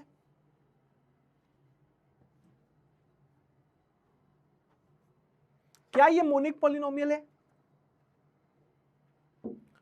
Very good. अब देखो कुछ लोग ऐसे करते हैं, 9 को देख के कहते हैं कोफिशिएंट 1 है और बोल देते हैं यस, पर आप ध्यान दो हाईएस्ट पावर देखना है, लीडिंग कोफिशिएंट देखना है, तो यहां पे हाईएस्ट पावर ये है, तो यहां पे लीडिंग कोफिशिएंट हाईएस्ट पावर का कोफिशिएंट होता है जो कि 2 है।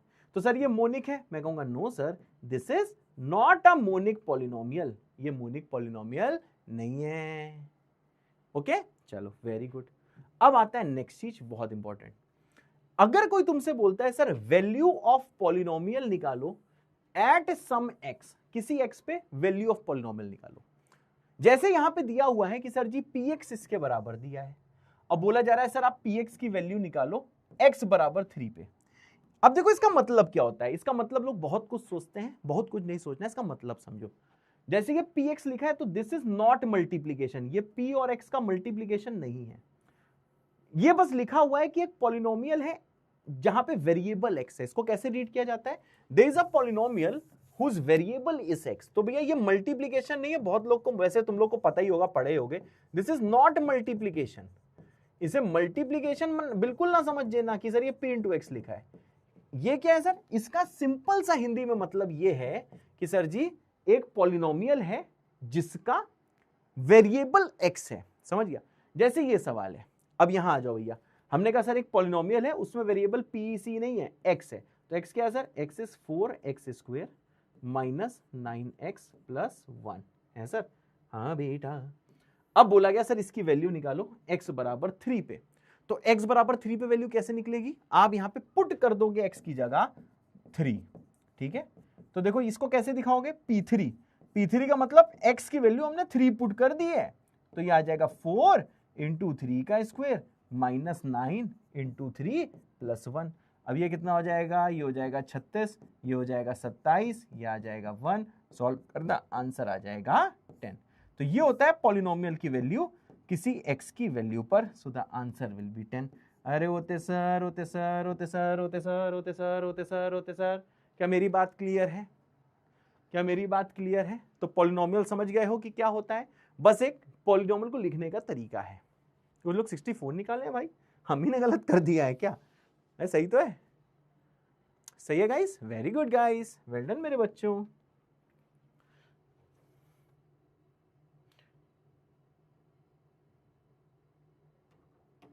वेरी गुड मेरे बच्चों, बहुत सही। अब आते हैं आगे, लॉन्ग डिवीजन मेथड। ये तो आपने 8-9 में पढ़ा ही होगा। जैसे मैंने तुमसे बोला सर आप रिमाइंडर निकालो इसका, जब इसको डिवाइड करेंगे x-3 से, मतलब इसको डिवाइड किया गया है इससे, जिसको डिवाइड किया जाता है उसे बोलते हैं डिवाइडेंड। डिवाइडेंड जिसको डिवाइड किया गया है, ये सारे वर्ड जरा याद रखना भी बहुत। अब समझो हम लोग एक लेक्चर तक हम लोग इसी में रहने वाले हैं, समझ रहा है? इसलिए बहुत ध्यान से देखना। डिवाइडेंड क्या होता है? जिसको डिवाइड करते हैं, और जिससे डिवाइड करते हैं उसे बोलते हैं डिवाइजर।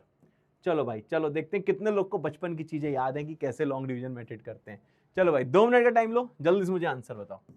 टेक 2 मिनट टाइम, फिर आ जाएगी मेरी बारी। जल्दी जल्दी बताओ। जी नहीं लगता, जी नहीं लगता जी।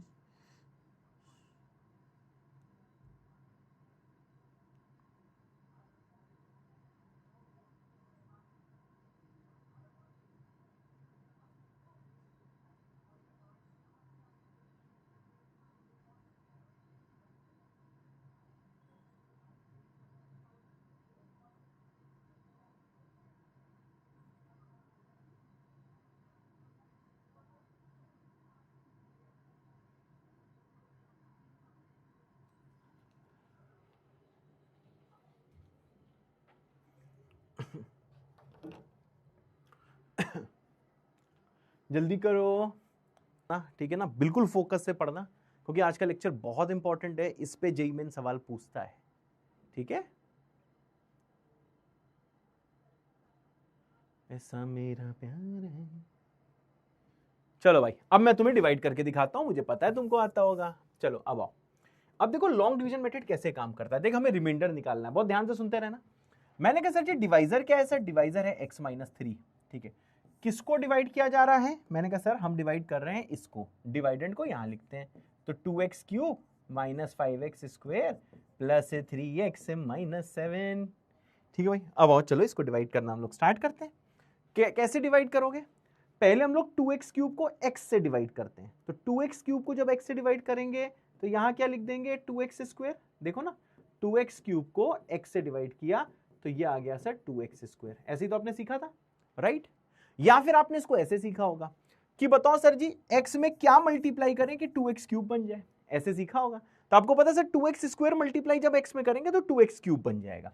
फिर जैसे बेटा ये हम लोग लिख देते हैं, लिखने के बाद यहां पे क्या लिखते हैं भैया? 2x³ क्योंकि x into 2x square 2x³ होता है। फिर -3 को इससे मल्टीप्लाई करेंगे तो यह आ जाएगा -x स्क्वायर। अब देखो भाई अब क्या करते हैं, दोनों को हम सब्ट्रैक्ट कर देते हैं। जब दोनों को सब्ट्रैक्ट करोगे तो 2x³ कट जाएगा। यहां बचेगा सर कितना? यहां बचेगा -5x square plus 6x square बराबर कितना हो जाएगा भैया? x square. तो यहां पे ये बचेगा, देखो गाइस x स्क्वायर बचेगा। क्या मेरी बात क्लियर है भाई? यहां पे बचेगा x स्क्वायर। अब जरा ध्यान देना, ऊपर से 3x आएगा, नीचे यह आ जाएगा 3x और आएगा -7 नीचे।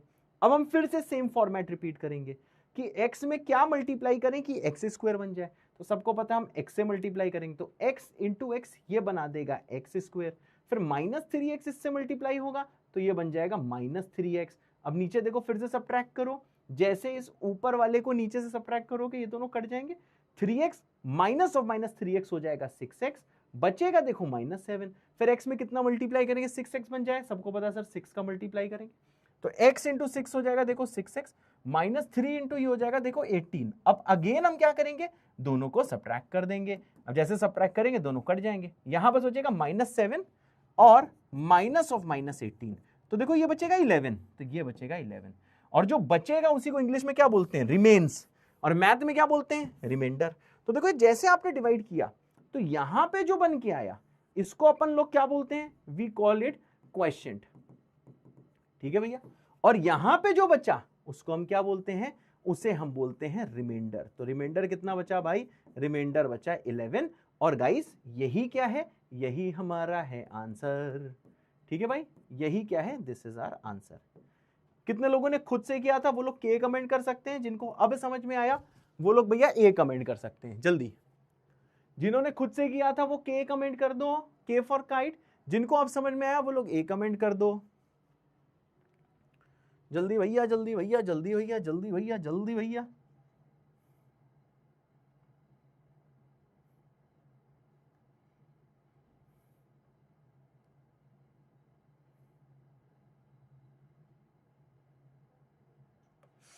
बहुत अच्छे बच्चों, ठीक है ना। और सबको याद तो आएगा होगा बचपन की चीज। अब देखो यार मुझे तुम्हारी दिक्कतों के बारे में सब पता है। अब चाहे तुम जितना बोल लो, हमें पता है तुम में से बहुत लोग ना लॉन्ग डिवीजन मेथड यूज भी करना भूल गए होंगे। कितने लोग भूल गए हो? कितने लोग भूल गए हो? जल्दी बताओ, हमें पता है तुम लोग बहुत बहुत तेज लोग हो, वैसे तेज लोग हो पर भूल गए होगे। कितने लोग भूल गए हो? जरा बी कमेंट कर दो, मन करे तो करना, कंपलसरी नहीं है। कितने लोग भूल गए हो लॉन्ग डिवीजन मेथड? बता दो मेरे बच्चों। वैसे तुम लोग मेरी उम्र के हो, लेकिन फिर भी मैं तुम लोग को बच्चों ही बोलूंगा। We both are Gen Z. उम्र मतलब टीचिंग उम्र के। मेरे 15 साल हुए, तुम भी 15-16 साल के ही हो। कितने लोग भूल गए हैं? भूल गए ना। अब मुझे तुम्हारा पूरा ख्याल है, इसलिए भैया रिमाइंडर निकालने की ट्रिक मैंने बनाई हुई है। अब रिमाइंडर निकालना होगा तो हर बार तुम डिवाइड तो कर ही नहीं पाओगे, आधे लोग बेहोश हो जाओगे। तो जिसको आया ठीक है, जिसको नहीं आया कोई स्ट्रेस मत लो। क्यों? क्योंकि भैया एक मैं ट्रिक बता रहा हूं कि जब भी कभी तुम्हें रिमाइंडर निकालना है, जब कोई डिवाइडेंड है और कोई डिवाइजर है, तो देखो उसकी ट्रिक क्या है। उसकी ट्रिक ये है, ध्यान से सुनना। देखो ट्रिक क्या है, ध्यान से सुनना। ट्रिक क्या है? डिवाइजर से कहो कुन्ने में आओ। जैसे डिवाइजर भैया कुन्ने में आएगा, तो डिवाइजर को जैसे आप कुन्ने में लेके जाओ कि डिवाइजर को इक्वल टू 0 कर दो। ये ट्रिक है, ये ट्रिक है, इसलिए ध्यान से सुनना। क्या करना है? डिवाइजर को इक्वल टू 0। जैसे डिवाइजर को इक्वल टू 0 करा तो x की वैल्यू कितनी आ गई? 3 आ गई। बहुत सही। अब ये जो x की वैल्यू आई है, 0 करने के बाद इसको यहां पे पुट कर दो। आओ गाइस, इसको यहां पे भैया पुट कर दो। पुट कर दो सर x को 3। अब जैसे भैया x को आप देखो 3 पुट करोगे, ठीक है, कितना आ जाएगा? 2 इंटू 3 का क्यूब माइनस 5 इंटू 3 का square plus 3 into 3 minus of 7। Solve करो। 3 का क्यूब 27 इंटू ये आ जाएगा 54। खुद सॉल्व करना। ये आ जाएगा देखो 45, ये आ जाएगा देखो 9, ये आ जाएगा 7। तो सॉल्व करके इसको देखो, ये 9 प्लस 9 11 आ गया। अब जो पुट करने के बाद वैल्यू आती है ना ये मेरी ट्रिक से, इसी को बोलते हैं रिमाइंडर। इसी को क्या बोलते हैं? रिमाइंडर। कैसा लगा मेथड? मेथड 1 अच्छा है कि मेथड ट्रिक वाला? कौन सा अच्छा लगा? This is the answer. और लॉन्ग डिवीजन से भी क्या आया था? लॉन्ग डिवीजन से भी आपका आंसर ही तो आया था, राइट? सेम ही आंसर आया था। अब बहुत लोग 11 सवाल जानते हो, ओरली भी कर सकते हैं। मैं तो टीचर हूं यार, टीचर लोगों को एक एक स्टेप लिख के दिखाना होता है, राइट गाइस? मुझे पता तुम्हें ट्रिक आती होगी, बहुत हीरो लोग हो। क्या मेरी बात क्लियर है? याद है भैया कौन सा मेथड अच्छा लगा? ट्रिक। और इसी वाली ट्रिक को जानते हो लोग क्या बोलते हैं? इसी ट्रिक को शास्त्रों में बोला गया है रिमाइंडर थ्योरम। इसी ट्रिक को क्या बोलते हैं? Remainder theorem.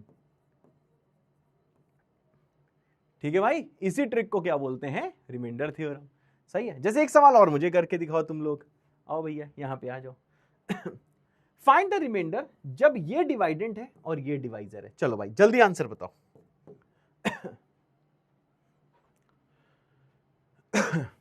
हाँ भैया मेरी ट्रिक नहीं है, मुझे पता है, ये 9th क्लास में है। बहुत लोग पढ़े भी हुए हो। अभी रुको तो, अभी बचपन का प्यार आने वाला है।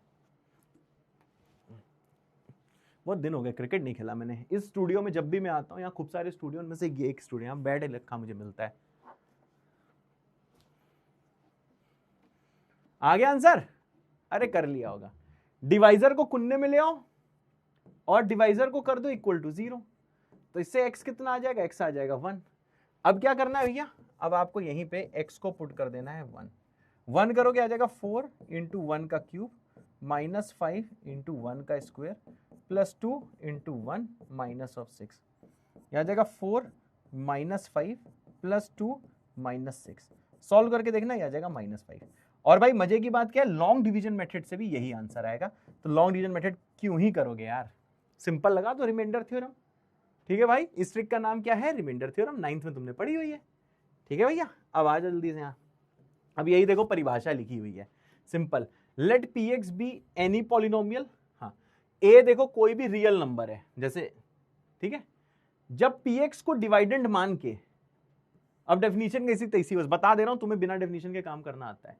मैंने कहा सर पी एक्स को डिवाइडेंड मान के और x माइनस ए को डिवाइजर मान के जब आप डिवाइड करोगे, देखो रिमाइंडर क्या आएगा। देखो रिमाइंडर कैसे निकलेगा, ध्यान से देखना। रिमाइंडर कैसे लिखे, अंग्रेजी समझना। पहले डिवाइजर को मैं इक्वल टू 0 पुट करूंगा, इससे x की वैल्यू आ गई a। फिर मैं डिवाइडेंड में क्या करूंगा, मैं x को पुट कर दूंगा a। जैसे x को a पुट करोगे तो यह आ जाएगा pa, और pa ही क्या हो जाएगा, pa हो जाएगा देखो रिमाइंडर। pa हो जाएगा देखो गाइस रिमाइंडर, है सर? हाँ होते सर, यस। ये हो जाएगा देखो रिमाइंडर। समझ गए भैया? और ये तो लिखा है धंधा रिमाइंडर इस पी है। होते सर, समझ गए? स्ट्रेस तो नहीं ले रहा ना। अब तक देखो यही तो कर रहे थे, डिवाइडेंड में हम लोग क्या कर रहे थे, यही डिवाइडेंड था, इसमें x को हम लोग 1 पुट कर रहे थे, जो एक तरीके से देखा जाए ये x माइनस ए ही तो लिखा है, एक रियल नंबर ए की वैल्यू 1 है, समझ गया भाई? तो वही तो करा मैंने, x को 1 पुट किया, मतलब x को मैंने देख a पुट किया है। ठीक है चाचा जी, ठीक है चाचा जी। अब जरा ध्यान से देखना, ध्यान देना जरा, ZDD मतलब ध्यान देना जरा। The remainder theorem is valid, हमेशा वैलिड नहीं है रिमाइंडर थ्योरम, ये ट्रिक हमेशा वैलिड नहीं है, ये तभी वैलिड है इफ एंड ओनली इफ, ये तभी वैलिड है इफ एंड ओनली इफ जब डिवाइजर की डिग्री 1 हो, when the divisor has degree equal to 1। हर जगह देखो डिग्री 1 है, जैसे x की पावर 1 दिख रहा है, ठीक है, फिर इधर पहुंचे यहां भी x की पावर 1 दिख रहा है, और पीछे पहुंचे यहां भी x की पावर 1 है। मतलब अगर ये क्वाड्रेटिक हो जाता या क्यूबिक हो जाता है, डिग्री 4, 5, 6 हो जाता, तो भाई साहब हम लोग ये रिमाइंडर थ्योरम नहीं लगा पाते। So this point is very important कि रिमाइंडर थ्योरम तभी वैलिड है जब ये क्या है भैया, डिग्री 1 है। अब तुम समझ गए होगे डिग्री 1 के लिए वैलिड है, मतलब डिग्री 2 के लिए क्या करोगे, 3 के लिए क्या करोगे, वो अभी मैं तुम्हें बताऊंगा। लॉन्ग डिवीजन से तो आंसर आएगा, लॉन्ग डिवीजन से हर एक क्वेश्चन का आंसर आएगा, लेकिन वो लंबा हो जाएगा ना, हमें छोटा मेथड करना है, तो तेरे को छोटा मेथड सिखाऊंगा। अब भैया नेक्स्ट चीज सबसे इंपॉर्टेंट है, ये भी बचपन में तुमने पढ़ी होगी जैसे मुझे बता रहे हो 9th में, लेकिन भूल गए होगे। जो रिमाइंडर की डिग्री है ना, is always lesser than the degree of divisor. Divisor की डिग्री से क्या होती है, रिमाइंडर की डिग्री हमेशा छोटी होती है। समझ गए भाई? जब the degree of remainder, remainder की degree is always lesser than the degree of divisor. ये सबसे इंपॉर्टेंट पॉइंट है, दोनों पॉइंट जल्दी लिखो, ठीक है। अब इस वाले स्टेटमेंट का कहने का क्या मतलब है, जरा मैं तुम्हें यह समझाता हूं, यह समझाना चाहता हूं, यहां पे ध्यान देना। यहां पे मैं लिखूंगा, यहां पे मैं क्या लिखूंगा भाई, यहां पे मैं लिखूंगा डिग्री डिवाइजर, डिग्री डिवाइजर। यहां मैं क्या लिखूंगा, डिग्री रिमाइंडर, ठीक है। मानो सर डिवाइजर की डिग्री है 1, 2, 3, 4 एंड सो ऑन, कुछ भी हो सकता है। अब यहां पे ध्यान देना, अगर भी ये डिग्री है डिवाइजर जिससे डिवाइड कर रहे हैं 1, तो रिमाइंडर की डिग्री 0, 0 मतलब कांस्टेंट टर्म, ठीक है। अगर डिग्री है भैया डिवाइजर की 2, तो डिग्री रिमाइंडर 0 भी हो सकती है और देख 1 भी हो सकती है। अगर भाई साहब डिग्री है यहाँ पे 3 डिवाइजर की, तो ये 0 भी हो सकती, 1 भी, 2 भी, हाँ 2 से बड़ी मतलब 3 के बराबर नहीं हो सकती। अगर जिससे डिवाइड कर रहे हैं उसकी सर डिग्री है 4, तो सर जी 0, 1, 2, 3, ये देखो कुछ भी हो सकता है। Got it my point? क्या आपको याद आ गया? जब मुझे बता दो याद आया कि नहीं आया, जल्दी बताओ भैया, याद आया कि नहीं आया, बताओ चचा, समझ गया ना? तो जिससे डिवाइड कर रहे हैं कि डिग्री 1 है तो कांस्टेंट आएगा, जिससे डिवाइड कर रहे हैं डिग्री 2 है तो कांस्टेंट और लीनियर आ सकता है, जिससे डिवाइड कर रहे हैं वो क्यूबिक है मतलब डिग्री 3 है, तो सर कांस्टेंट आ सकता है डिग्री 0 मतलब, लीनियर आ सकता है या क्वाड्रेटिक आ सकता है। जिससे डिवाइड कर रहे हैं उसकी डिग्री अगर 4 है, जिसको नहीं जिससे डिवाइड कर रहे हैं, ध्यान देना, उस टाइम सर जी 0, 1, 2, 3 आ सकता है। And this page is really very important. कितने लोग को याद आ गया, जरा मुझे बता दो जरा, जिनको याद आ गया वो वाई कमेंट कर सकते हैं, जिन्होंने अब इसको भैया याद नहीं आया लेकिन उनका ठीक है भाई, ठीक है भाई इसको दिमाग में रख लेते हैं, वो लोग टी कमेंट कर दें। एक बच्चा कह रहा नहीं पढ़ा है, बहुत अच्छे बहुत अच्छे। चलो अगर भूल गया तो कोई बात नहीं, मैंने तुम्हें एक डेटा दे दिया, ठीक है। वैसे 8, 9th में पढ़ाया जाता है पर ठीक है, मैंने आपको डेटा दे दिया। जैसे बहुत लोग देख रहे हो पता है कर रहे हैं, कुछ लोग को नहीं पता है, पर ठीक है, स्ट्रेस मत लो बेटा, इसका कुछ काम नहीं है, इसका कुछ काम नहीं है। बस तेरा बाबा तेरा भैया बोल रहा है ना, बस मेरी बात मान लो, ठीक है। अब छोटी चीजें हैं, कोई बात नहीं, भूल गए भूल गए, पर हाँ अगर तुम ये अपने दिमाग में रख लेते हो कि डिवाइजर की डिग्री 1 है तो रिमाइंडर की डिग्री कम ही आती है, तो भैया ठीक है, ठीक है, ओके। अब इसमें ज्यादा स्ट्रेस मत लेना, 1 है तो 0 आएगी, 2 है तो 0, 1 आएगी, 3 है तो 0, 1, 2 आएगी, 4 है तो 0, 1, 2, 3 आएगी। अगर भैया डिग्री यहां पे 5 है तो उस टाइम क्या क्या आएगी, एक मैं और तेरे को सवाल दे देता हूं, ठीक है। बताओ, tick possible degree of remainder if divisor's degree is 4। चलो भाई, अगर डिवाइजर की डिग्री 4 है, tick possible degree of remainder if divisor's degree is 4। चलो बताना भैया क्या क्या। Option A 4, option B 0, option C 2, option D 3। बताओ भैया क्या आंसर है, जल्दी बताओ भाई। अगर डिवाइजर की डिग्री 4 है जिससे डिवाइड कर रहे हैं, तो बताओ क्या क्या पॉसिबल डिग्री है, क्या आप बता सकते हो? क्या 4 हो सकती है? ना रे, क्योंकि डिग्री बराबर नहीं हो सकती रिमाइंडर की और डिवाइजर की। 2 हो सकती है क्योंकि 4 से छोटी है, 3 हो सकती है क्योंकि 4 से छोटी है, 0 हो सकती है क्योंकि 4 से छोटी है। अब नेक्स्ट देखो, ई भी ले लो। क्या 5 हो सकती है? बड़ी तो हो ही नहीं सकती है, 4 से बड़ी हो ही नहीं सकती है। एफ क्या भैया नेगेटिव हो सकती है? नहीं भैया, नेगेटिव भी नहीं हो सकती। मतलब डिग्री जो है, डिग्री हमेशा एक होल नंबर होती है। ठीक है भैया जी, क्लियर है? डिग्री हमेशा होल नंबर होती है। मेरे ख्याल से सबको ये क्लियर हो गया है। अब जैसे कि कुछ सवाल हैं, जैसे भैया आपसे मैंने बोला गया कि भैया रिमाइंडर बताओ अगर हम px को डिवाइड कर रहे हैं x प्लस ए से। ध्यान से सुनते रहना। अब x प्लस ए से हम डिवाइड कर रहे हैं गाइस, तो हम लोग कैसे निकालेंगे इसका रिमाइंडर? पहले x प्लस ए को करेंगे 0, फिर x की वैल्यू कितनी आ जाएगी? -a। फिर हम लोग क्या करेंगे रिमाइंडर थ्योरम से, हम यहां पे x के बदले क्या लिख देंगे भैया? यहां पे हम लोग x के बदले लिख देंगे माइनस ऑफ ए। जैसे माइनस ए पुट करोगे ये आ जाएगा p of minus a. Sir ji remainder क्या आ गया सर? रिमाइंडर आ गया देखो भैया माइनस ऑफ ए। समझ गए? रिमाइंडर आ गया देखो भैया p ऑफ माइनस ए, वही तो लिखा है, तो ऑप्शन बिल्कुल सही है। समझ गए भाई? इन द सेम वे आप देखो बाकी भी चेक कर सकते हो, जैसे ax माइनस b दिया गया है। अब हमें रिमाइंडर निकालना है। देखो इसकी भी डिग्री 1 है, ध्यान देना, जहां जहां डिग्री है 1 वहां वहां रिमाइंडर थ्योरम लगेगा, 1 नहीं है तो नहीं लगेगा। जैसे यहां पहुंचे, मैंने लिखा सर ax माइनस b को सबसे लेकर 0, तो इससे ax कितना आ जाएगा गाइस? b।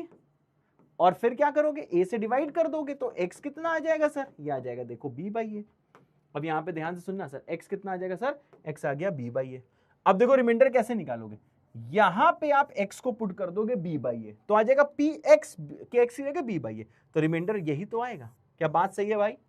क्या बात सही है? इजी सी चीजें हैं, लिखते रहो आराम से। अभी अचानक से चीजें देखो टफ हो जाएंगी। हमेशा बोलता हूं बेसिक में बहुत ध्यान से देखा करो, चाहे मैं 10 बार बताऊं। मैं इसलिए बताता हूं जिसमें तुम मिस्टेक ना करो, ठीक है? अब इधर आ जाओ भैया इस वाले सवाल में। अब हमने कहा सर फिर से ये लीनियर है, तो लीनियर है तो अब इसमें देखो कैसे रिमाइंडर निकालोगे? आप अगेन ax प्लस बी को करोगे 0, b को उधर ले जाओ, तो ax कितना आ जाएगा भैया? Minus b. और सॉल्व करोगे, a से डिवाइड करोगे तो x कितना आ जाएगा भैया? ये आ जाएगा देखो माइनस बी बाई ए। सही है भाई? अब बताओ यार कैसे निकालोगे रिमाइंडर?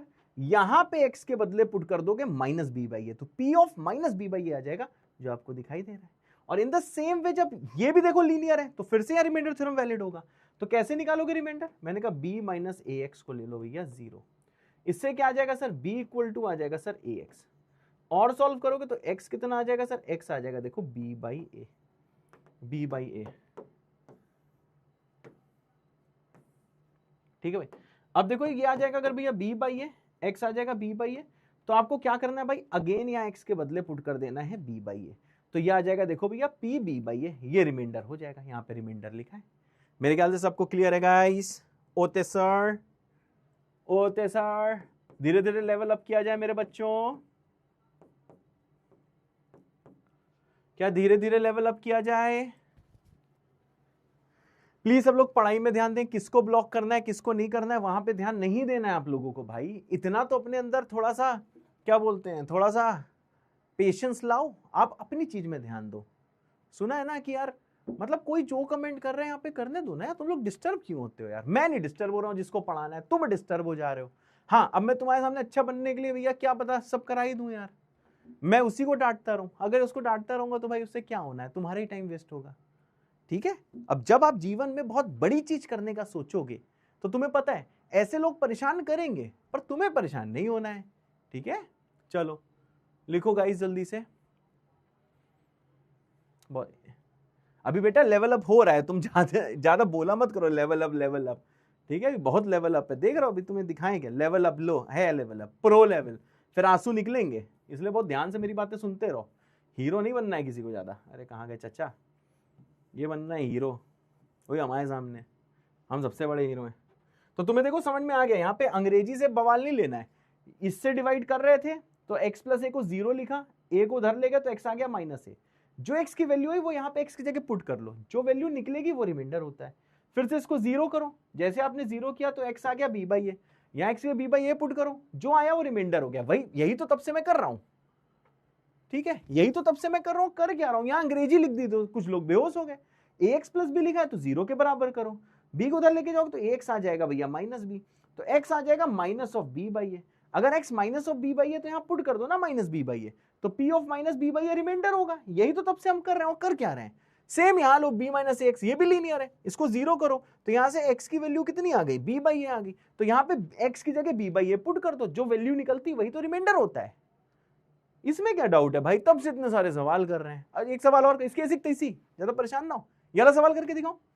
आपको ये px दिया है तो आपको p0 बताना है, बताओ भाई, और p1 बताना है। देखते हैं कौन सबसे पहले बताता है, जो सबसे पहले बताएगा उसको मिलेगा 100 रुपए का इनाम।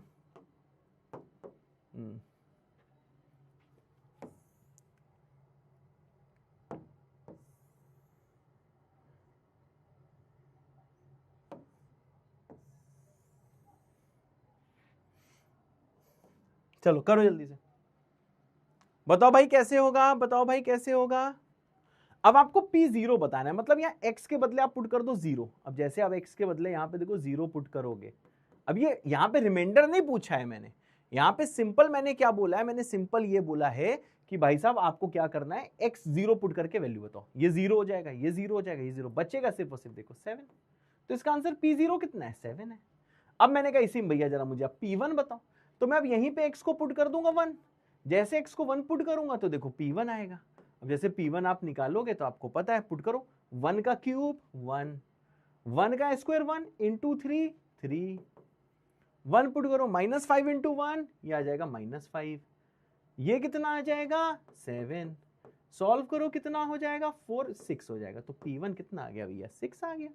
हो गया गाइस, किस बात की इतनी परेशानी है, हो गया खत्म, ठीक है। अब ये देखो डिफरेंट केसेस हैं, अब मैंने px को डिवाइड किया है किससे, x माइनस 3 से, तो रिमाइंडर बताओ। फिर मैंने px को किससे डिवाइड किया है सर जी, 2x माइनस 3 से, रिमाइंडर बताओ। फिर मैंने px को डिवाइड किया है 3 माइनस 5x से, रिमाइंडर बताओ। चलो सारी वैल्यूज बताओ, और फाइनली भैया जब x प्लस 4 से डिवाइड किया है तब मुझे रिमाइंडर बताओ। चलो भैया जी जल्दी जल्दी बताओ, जल्दी बताओ भैया जी।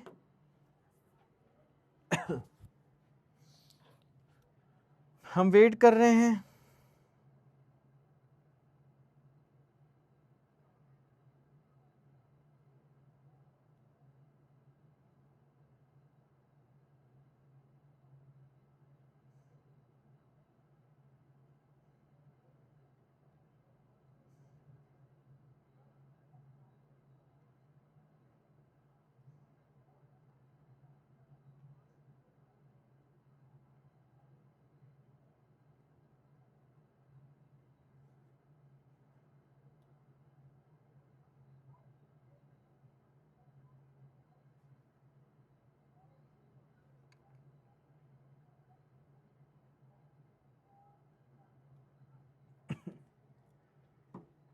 ठीक है भाई, आराम से पेशेंस से करना, तेरा भैया तेरे साथ खड़ा हुआ है, तू स्ट्रेस मत ले, बस तू सीख।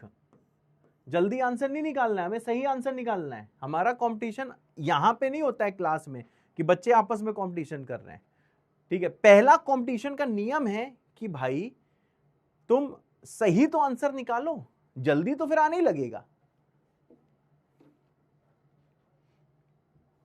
बताओ बताओ बताओ बताओ बताओ।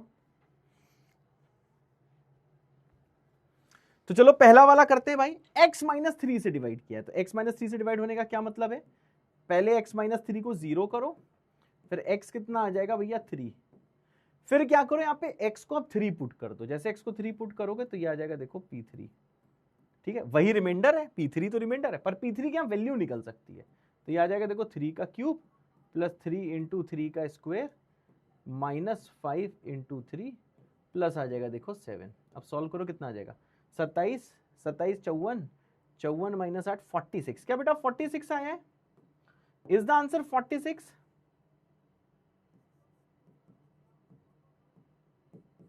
Is the answer 46, am I right, good, I am unemployed का है 46, वेरी गुड।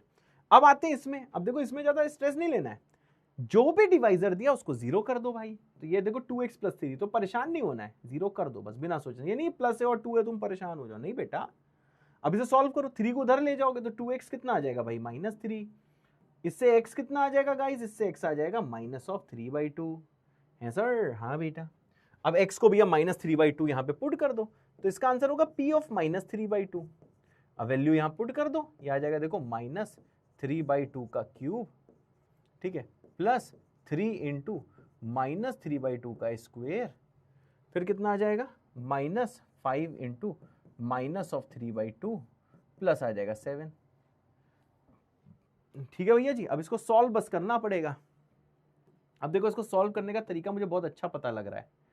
तुम लोग को लग रहा हो कि बहुत कैलकुलेशन है, रियलिटी में देखो कैलकुलेशन नहीं है। क्यों? माइनस देख इसका बाहर आ जाएगा, -3/2 का क्यूब, इसका कैलकुलेशन मैं यहां पे कर रहा हूं, ध्यान से देखना, यहां पे मैं कैलकुलेशन कर रहा हूं, माइनस बाहर आ जाएगा तो ये दिखेगा -3/2 का क्यूब।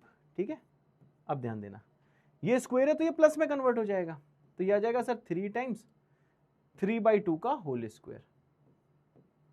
ठीक है, वाला मेथड बताऊं नहीं बताऊं, छोड़ो यार, कैलकुलेशन उससे भी टफ हो रही, मुझे लग रही थी इजी हो जाएगी पर नहीं हो रही है। अब ये करो ही बैठ के सॉल्व। अब ये कितना हो जाएगा, ये आ जाएगा -27/8, यहां पुट करोगे तो ये आ जाएगा देखो भैया 27/4, ये करोगे तो ये आ जाएगा देखो भैया 15/2 प्लस आ जाएगा 7। अब एलसीएम ले लो भैया, एलसीएम आ जाएगा 8, तो ये बचेगा -27 प्लस, अब एलसीएम ले लो, यह बचेगा 54।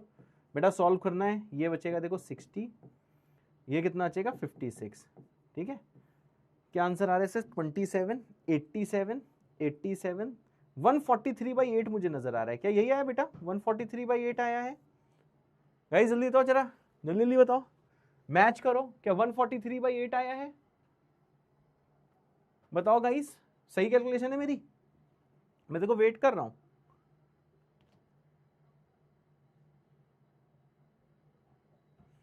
सही है भाई? अरे यस नो तो बोल दो भाई, तुम लोग पेन ही नहीं चलाते हैं, बस जिस टाइम सर कर देंगे उस टाइम हम कर लेंगे, टीप लेंगे। यस ना, बहुत सही। तो इसका आंसर आ जाएगा, देख लेना करके, 143/8। इसको सॉल्व बस मैंने किया तो इसका आंसर आ गया 143, और नहीं भी आया तो भाई तुम लोग सॉल्व करके निकाल लेना। ठीक है, ठीक है चाचा लोगों, 143/8 आ जाएगा। ठीक है, चलो, दम ही नहीं है, पता नहीं सॉल्व कर रहे हैं कि नहीं कर रहे हैं भाई, बहुत आराम आराम से पढ़ा रहा हूं, तुम्हें डाउट ना है तो करते रहना सॉल्व। अब करते हैं भैया नेक्स्ट 2, चलो 3 - 5x वाला और साथ में ये वाला। ठीक है, ये दोनों सॉल्व करते हैं, थर्ड और फोर्थ। आओ गाइस, अब देखो इसमें क्या दिया गया, इसको हटा देते हैं यार, जगह हो गई, बहुत सही। अब ये वाला सॉल्व करते हैं, कैसे सॉल्व होगा भाई, हम लोग देखो क्या करेंगे, अगेन 3 - 5x को 0 करेंगे, जैसे 0 करोगे तो 3 = देखो 5x आएगा, 5 से डिवाइड करोगे तो x की वैल्यू आ जाएगी देखो 3/5। कर रहे हो चाचा लोगों की नहीं कर रहे हो? होते? यस होते। अब देखो x जैसे 3/5 आ गया तो देखो इसका रिमाइंडर का मैं आंसर लिखने वाला हूं। अब जैसे x आ गया 3/5 तो देखो भैया इसका रिमाइंडर क्या आएगा, थर्ड वाला, ये कौन सा थर्ड वाला कर रहा हूं, देखो रिमाइंडर क्या आएगा। अब आपको कुछ नहीं करना है, यहां पे x के बदले 3/5 पुट करना है, तो यह आ जाएगा p ऑफ 3/5। ठीक है, अब इसे सॉल्व करो, यह आ जाएगा 3/5 का क्यूब, 3/5 का क्यूब, यह आ जाएगा प्लस 3 टाइम्स 3/5 का स्क्वायर, यहां पुट करोगे तो आ जाएगा -5 टाइम्स 3/5 और प्लस कितना आ जाएगा भैया 7। ठीक है भाई, कुछ देखो ऐसा ऐसा हो जाएगा। अब इसे सॉल्व करो जल्दी से, बोरिंग कैलकुलेशन, कितना आ जाएगा भाई, ये आ जाएगा 27/125। करने के बहुत तरीके हैं सॉल्व, लेकिन इसमें दिमाग नहीं लगाते हैं, रादर देन जल्दी से आंसर निकालते हैं। +4, क्योंकि 5 से 5 कटेगा, -3 + 7 कितना होता है भैया 4 होता है। अब यहाँ पे एलसीएम ले लो, तो एलसीएम लोगे तो 125 ही आ जाएगा, बचेगा 27, 5 का 135 और प्लस कितना आ जाएगा सर 500। अरे दादा रे, इतना गंदा आ रहा है, तो ये कितना हो रहा है भाई 55, 62। ठीक किया है भाई, चेक कर लो, हमें तो नींद आ रही है, मेरे ख्याल से ठीक ही किया है यार, एकदम सही है। ठीक है, तो ऐसे 635, 655 और 662, तो ये आ जाएगा देखो 662/125। क्या यही आ रहा है भाई, यही आ रहा है क्या? ये इसका आंसर है गाइस, कितने लोगों ने यही निकाला है भाई? मुझे तो बेहोशी चाह रही, क्या सवाल ले आया मैं यार। यही आ रहा है ना? अरे दादा रे क्या सवाल ले आया, अरे मारो मुझे मारो। पहुंच गए यहाँ तक? अब आओ भैया नेक्स्ट में, लास्ट वाले में आ जाओ भैया। इसी को कॉपी कर लिया मैंने, ठीक है। और लास्ट वाले में, चौथे वाले में, तुम लोग को गुस्सा तो नहीं आ रहा है? मास्टर, कल हमने डाउट क्या पूछ लिया, मास्टर इतना स्लो पढ़ाने लगा, मास्टर एक एक चीज बता रहा है, मास्टर कैलकुलेशन करा रहा है। गुस्सा तो नहीं आ रहा है तुम लोगों को? अगर आ रहा है तो करते रहना गुस्सा, ठीक है। अब यहां देखो क्या दिया गया, इससे डिवाइड किया है, तो अगेन हम लोग क्या करेंगे, x+4 को हम 0 करेंगे। जैसे x+4 को 0 करेंगे तो x की वैल्यू आ जाएगी -4, है सर? हाँ, x की वैल्यू आ जाएगी -4। बहुत सही। अगर x की वैल्यू -4 है तो देखो क्या आ जाएगा रिमाइंडर, देखो सर जी क्या आ जाएगा रिमाइंडर, रिमाइंडर आ जाएगा सर, क्या आ जाएगा, p ऑफ -4। ठीक है भैया, जैसे x की वैल्यू -4 ली तो आप x को कितना पुट कर दोगे भैया, x को पुट कर दोगे -4। सही भाई। अब जैसे पुट करोगे -4 तो ये कितना आ जाएगा, -4 का क्यूब, आंसू आ रहे, -4 का क्यूब। अरे टाइम भी हो गया क्या? अरे दादा रे, -4 का क्यूब प्लस आ जाएगा 3 इंटू -4 का स्क्वायर, -5 इंटू -4 प्लस कितना आ जाएगा भैया 7। समझ गए? ओते ओते। अब देखो हम लोग को के करना है भैया, के करना है हम लोगों को, और बताता हूं कि हम लोग को के करना है, सॉल्व भी करना है। तो ये कितना आ जाएगा, आ जाएगा -64, ये आ जाएगा सर 48, ये आ जाएगा सर 20, ये आ जाएगा सर 7। कितना हो गया सर, -16 4 11। क्या 11 आ रहा है क्या भाई? Guys is the answer 11? Is the answer 11? हाँ 11 आ रहा है। सब गलत सलत निकाल लो भाई, हीरो बस बनते रहते हो। सर ये इतना इजी है सर, वही तो हमें आता है सर, ये वो करने को दे तो कैलकुलेशन गलत कर दी। वाह वाह वाह, तालियां तुम लोगों के लिए। इसमें भी आधे लोग आंसर गलत दे रहे हैं। सही है? हाँ बहुत सही। करना आ गया, करना आ गया, आ गया ना करना। चलो अब आते हैं नेक्स्ट में। चलो भैया बताओ, फिल इन द ब्लैंक्स। पहला, the degree of remainder is always dash then the degree of divisor. बताओ भैया क्या आंसर है? Degree of remainder is always dash then the degree of divisor. बताओ, जो रिमाइंडर की डिग्री है वो बड़ी होती है कि छोटी होती है कि इक्वल होती है? सबको पता है it is always lesser than the degree of divisor. अब आओ भैया नेक्स्ट, तुम्हारे लिए मैं आया हूं कि तुम लोग गलती ना करो। The highest power of x in a polynomial is called its degree. Degree, सही बात है। नेक्स्ट आओ, if the leading coefficient is 1 in a polynomial then it is called, बताओ भाई इसको क्या बोलते हैं? It is called monic polynomial. समझ गए ना?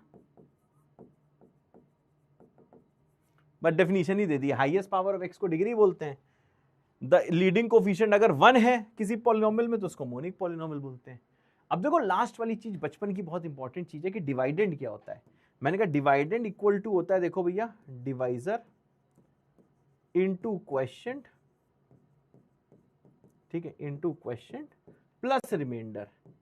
ये लास्ट वाली चीज तुम लोग को पता है नहीं पता है कि जो डिवाइडेंड होता है वो होता है divisor into question plus remainder. जल्दी ना भाई, नहीं पता तो पता लग गया ना, ऐसे सब बचपन में पढ़ाया जाता है। डिवाइडेंड जिसको डिवाइड करते हैं, डिवाइजर जिससे डिवाइड करते हैं, क्वेश्चन जो निकल के आता है, रिमाइंडर जो बच जाता है। ठीक है भाई? तो देखो भैया, अब यहां आओ, नेक्स्ट ट्रू और false. If a polynomial px is divided by ax plus b then the remainder is p minus b by a। अगर ये ट्रू है तो 1t लिखो, फॉल्स है तो 1f लिखो। इन द सेम वे ये आपको देखो px दिया हुआ है, सही है तो tf लिखो, अदरवाइज गलत है तो, सही है तो 2t लिखो, अदरवाइज tf लिखो। चलो भाई बताओ, देखते हैं कौन सबसे पहले करता है।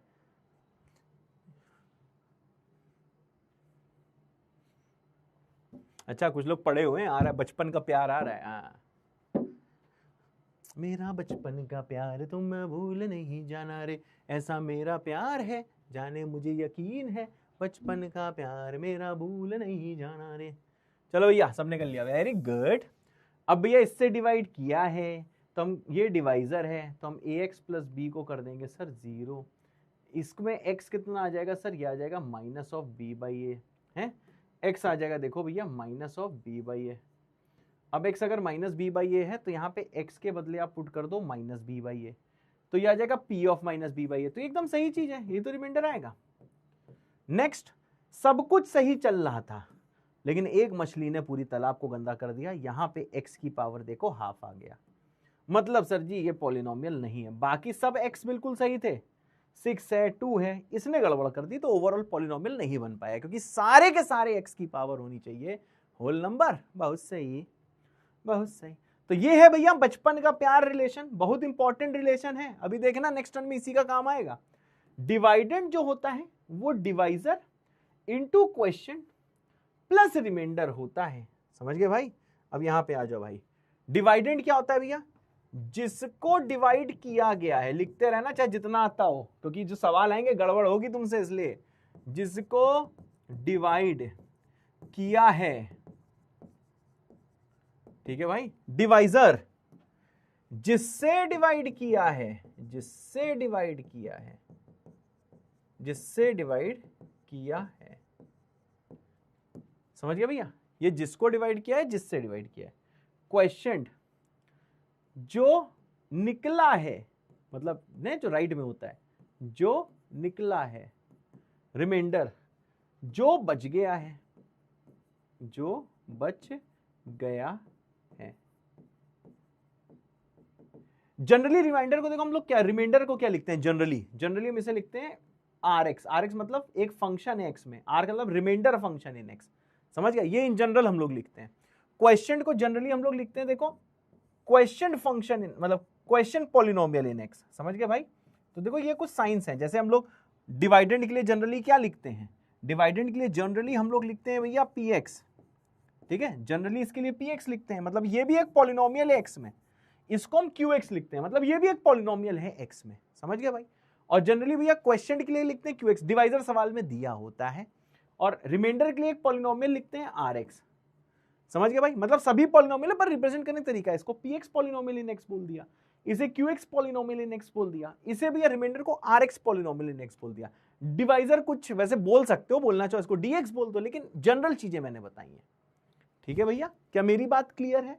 मेरे ख्याल से मेरी बात सबको क्लियर है। अब ये वाला सवाल और करो, फिर आएगा मजा।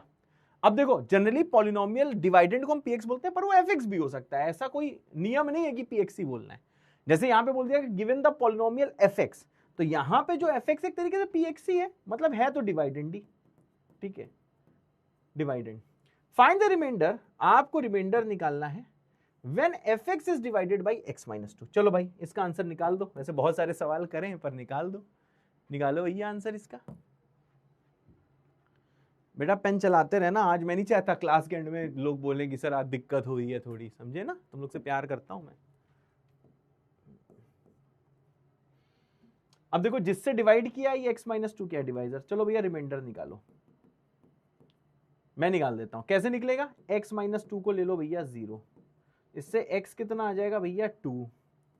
अब जैसे आपने x को देखो 2 निकाला, अब रिमाइंडर क्या होगा, आपको बस यहां पे x के बदले पुट करना है 2, तो रिमाइंडर ये f2 होगा, यही भैया रिमाइंडर है,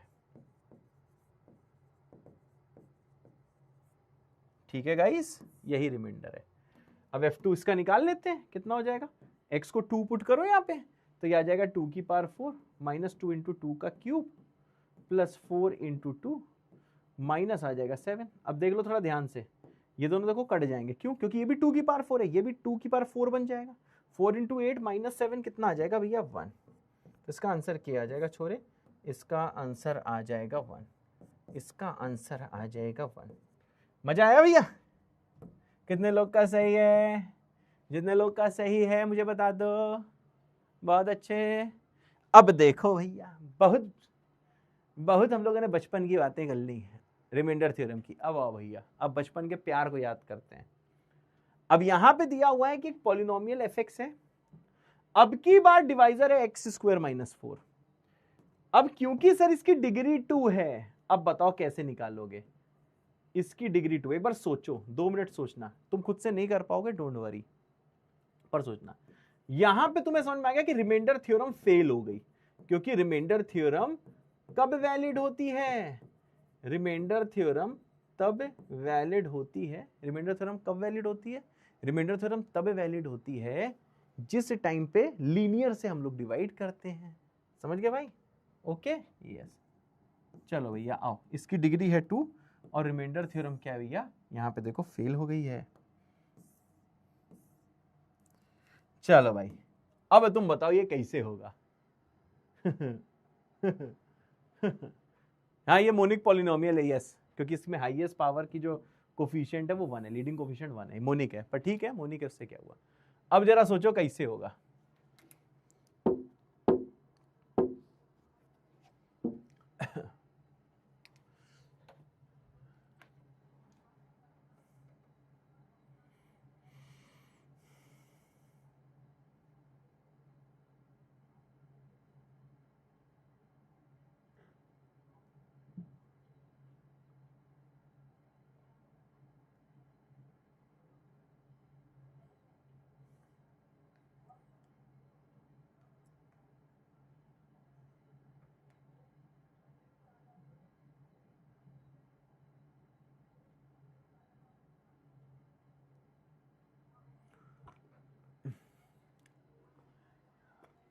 अब यहां पे बहुत ध्यान से देखना। अब भैया ये सवाल के बाद क्लास ओवर होगी, इसलिए ध्यान से सुनना। पहली चीज, इसका जो है मेथड नंबर 1 जो आपको नहीं करना है, समझे? इसका पहले है मेथड नंबर 1 जो क्या है सर? जो है लॉन्ग डिवीजन मेथड। अब हम लॉन्ग डिवीजन मेथड से कोई सवाल नहीं करेंगे, बहुत फर्जी मेथड है, मतलब आंसर तो आ ही जाता है, जिससे हम सॉल्व नहीं करेंगे। बस मैंने तेरे को देख बता दिया है कि पहला मेथड है लॉन्ग डिवीजन मेथड, समझ गया? लॉन्ग डिवीजन मेथड, ठीक है भैया, इससे हम कर लेंगे, पर इससे हम करेंगे नहीं, इससे आंसर आएगा। लॉन्ग डिवीजन मेथड से सारे क्वेश्चंस का आंसर आता है, ठीक है ना? रिमाइंडर थ्योरम तो फेल हो गई है, तो अब इसको देखो कैसे करेंगे, बहुत ध्यान से देखिएगा। ध्यान से क्या देखिएगा? Method number 2। Sir what is method number 2? ये मेथड है बीकेपी मेथड। बीकेपी मेथड क्या होता है? बचपन का प्यार मेथड, ठीक है ना? ये कैसे करेंगे? बचपन का प्यार मेथड से, बीकेपी मेथड। सर बचपन का प्यार क्या बोलता है? मैंने कहा सर जी देखो, बचपन का प्यार ये बोलता है कि जो डिवाइडेंट है, ठीक है, ध्यान से देखना, जो डिवाइडेंट है, डिवाइडेंट होता है divisor into quotient plus reminder.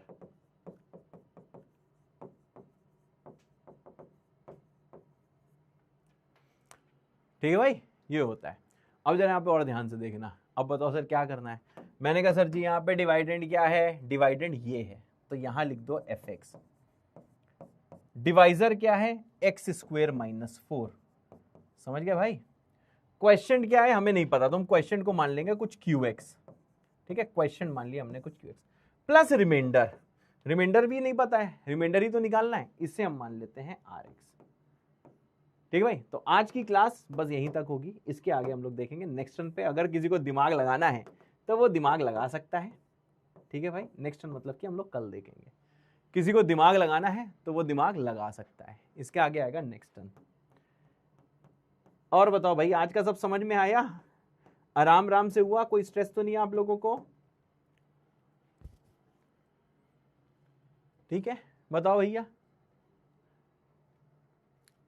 किसी को कोई स्ट्रेस तो नहीं है? कुछ स्ट्रेस हो तो हमको बता दो भाई।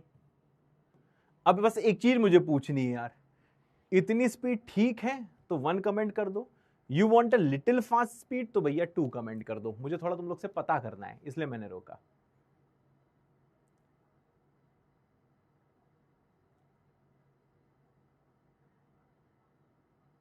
आज नहीं कराएंगे, जानते हो क्या होगा? इसमें भी थोड़ी चीजें ऐसी आएंगी जिसमें तुम कंफ्यूज होगे। इतना टाइम है नहीं, मेरी नेक्स्ट क्लास है, फिर उसमें मैं जाने से पहले तुम्हें स्ट्रेस नहीं देना चाहता। ठीक है, तो नेक्स्ट वन देख रहे हो, बहुत अच्छा होने वाला है, सो बी रेडी। अभी होमवर्क यहां पे मैं लिख दूंगा, वही होमवर्क करके आना है।